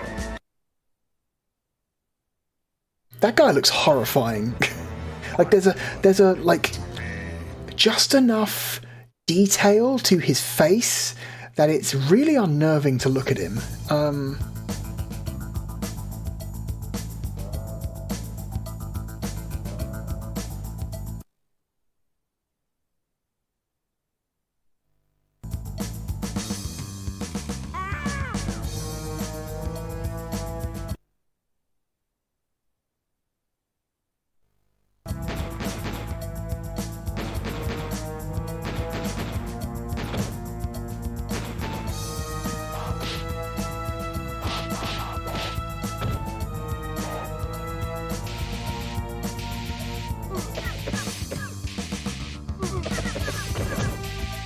Just continuously spraying guys with mace. No, turn around. Turn around. There we go. Don't back up. Turn around.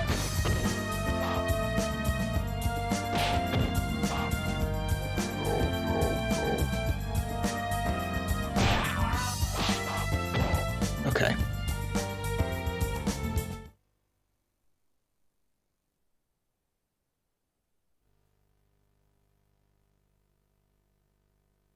This is jump.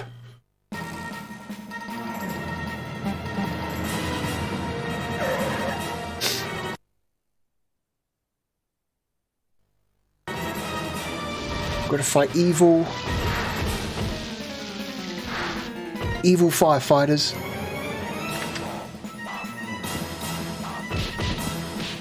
Oh my god. Ugh.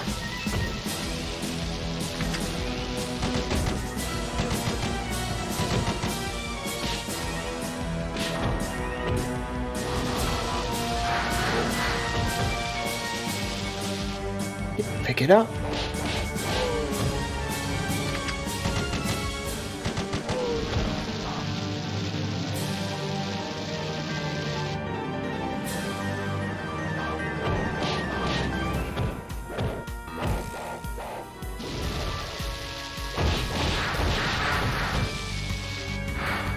Oh, come on. Okay, you can pick the barrels up. Cool. Didn't realise that.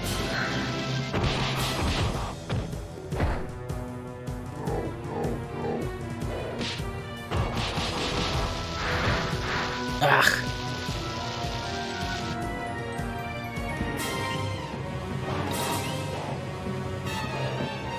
Oh my god. Get up, please. Oh.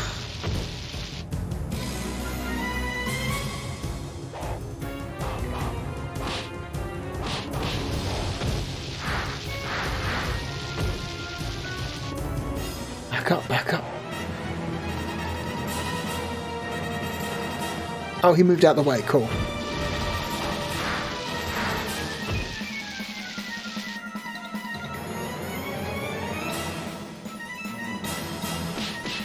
Constantly getting crossed up. Okay. Yeah, man. I wish the controls were better in this game. They're so stiff and unresponsive. Okay, I punched him that time. Fuck that guy. So because we successfully completed that quick time event, we don't have to fight him. So we go straight to the bathroom. Make a beeline for the anti-tank gun.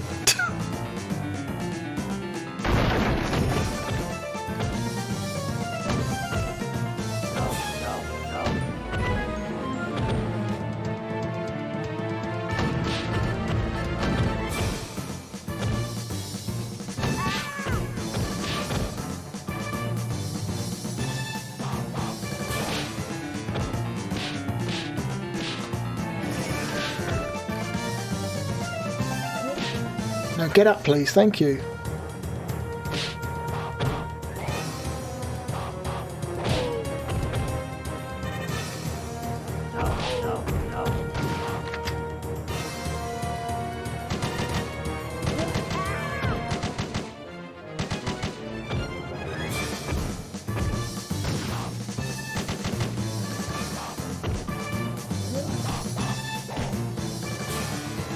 Shit.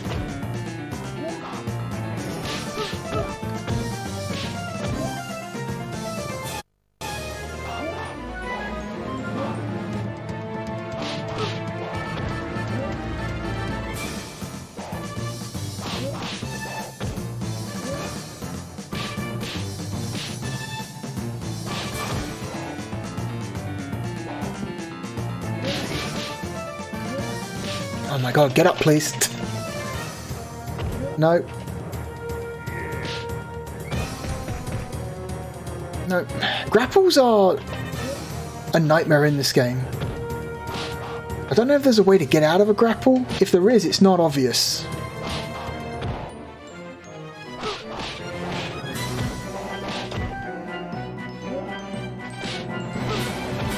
Ugh. Controls are so unresponsive. It's actually kind of frustrating.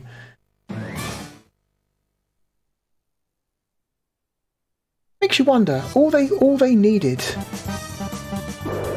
Oh, I failed to punch the woman this time. All they needed to do was make the game control like Streets of Rage, but they didn't. Oh no, a showgirl.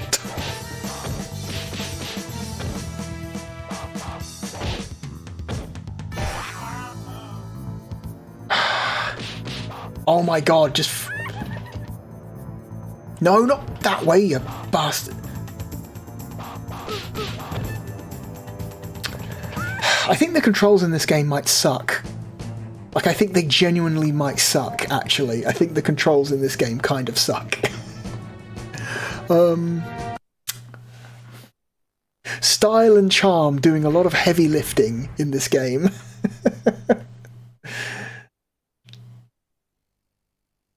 Well, yeah. Why they couldn't make it feel as, like, responsive as Streets of Rage? Who knows? Instead, what if we made the controls really, like, stiff and unresponsive and give you a ton of animation priority? Oh dear. Still cool, though. Still cool. Still a really cool game. Such a bizarre thing. We have to get her out as soon as possible.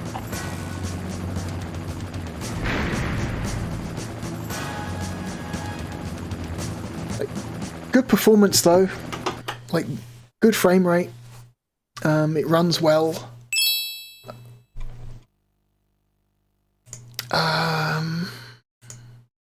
Where are we going to put Die Hard Arcade? Die Hard Arcade is a really great and silly idea for a game that I wish controlled better.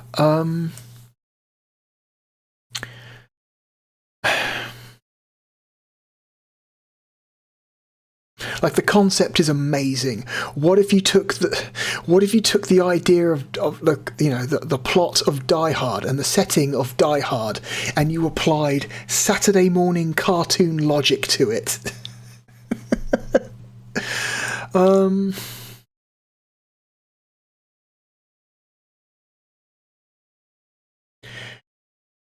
Take a concept as gritty and as grounded and as, like, violent as the original Die Hard movie, and then add I don't know, robots and evil firefighters and showgirls and anti-tank rifles and weird naked dudes hanging out in bathrooms and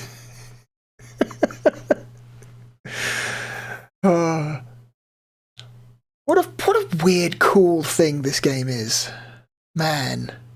It's such a bummer it doesn't play better. I think Virtua Cop 2 is a better game. Athlete Kings is a better game.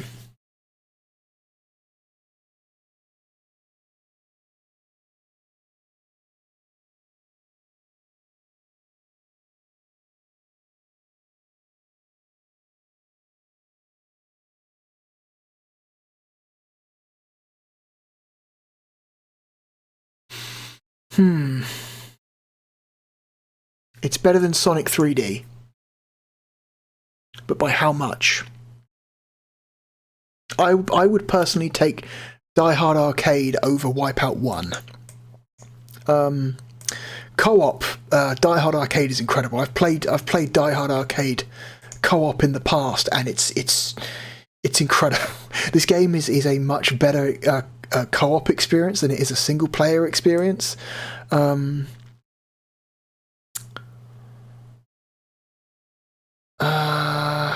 Man. So it's not as good as Athlete Kings, but it's better than Wipeout 1, in my opinion. Which puts it here. I'd take it over Hebereke's Papito. I prefer Soviet Strike to Die Hard Arcade. I might prefer Virtua Fighter Kids to Die Hard Arcade.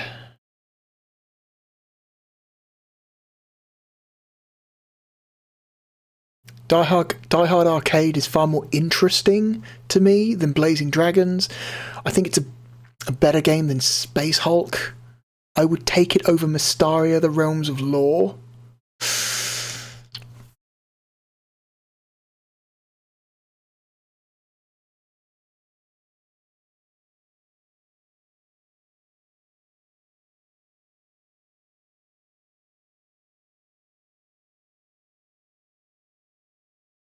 I would take it over Nights into Dreams. I think it's better than Alien Trilogy.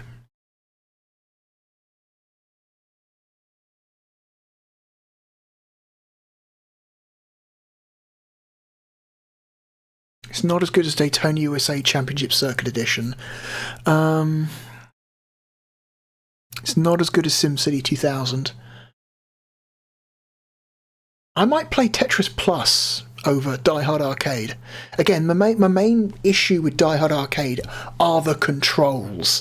Like, you don't understand unless you play it. The controls are so... They are so stiff. And at times, they feel so unresponsive. Like, you are hammering on the D-pad and nothing is happening nearly as quickly as you want it to happen.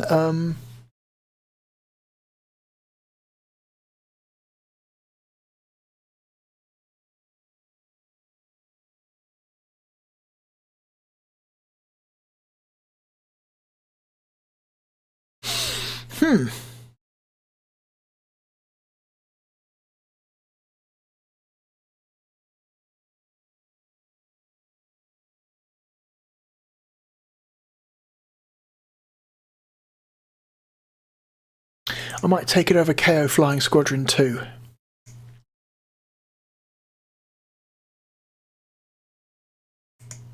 I would take it over Golden Axe the Duel.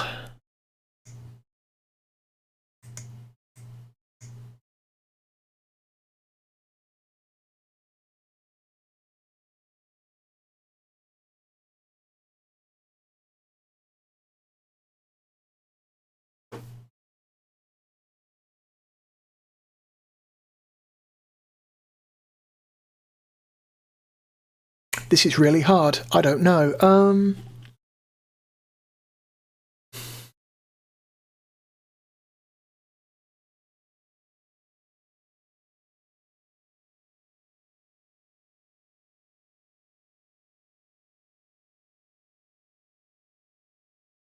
Co-op.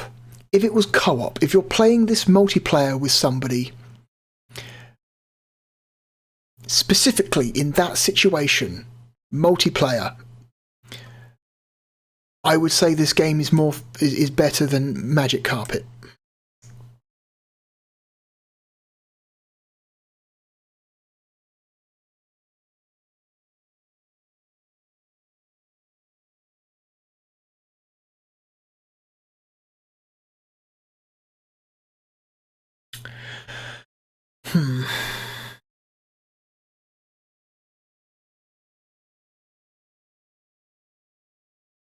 Again, in a multiplayer setting, in a co-op setting, You might have more fun with Die Hard Arcade than Worms. It's close though. It's real close. It's real close. Worms is also fucking excellent multiplayer. Like, the only good way to play Worms is in multiplayer.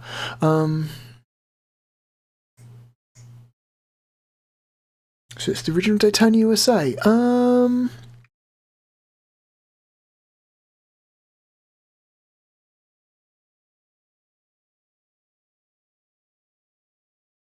Like the original Daytona USA, it's got a lot of charm. A shitload of charm. So much charm. Charm and style appear to be this game's main strengths.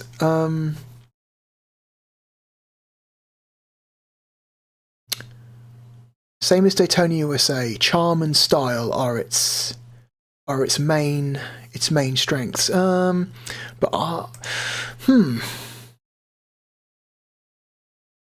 But which one plays worse? Here we go. Both extremely stylish and charming games, both with somewhat kind of questionable execution. I might personally, I might put Die Hard Arcade above the original version of Daytona USA. Yeah. Between Tetris Plus and Daytona USA, Die Hard Arcade is our new number 31. I'm hitting save, and it's done. And it is done. Alright, awesome. We are at 155 games ranked.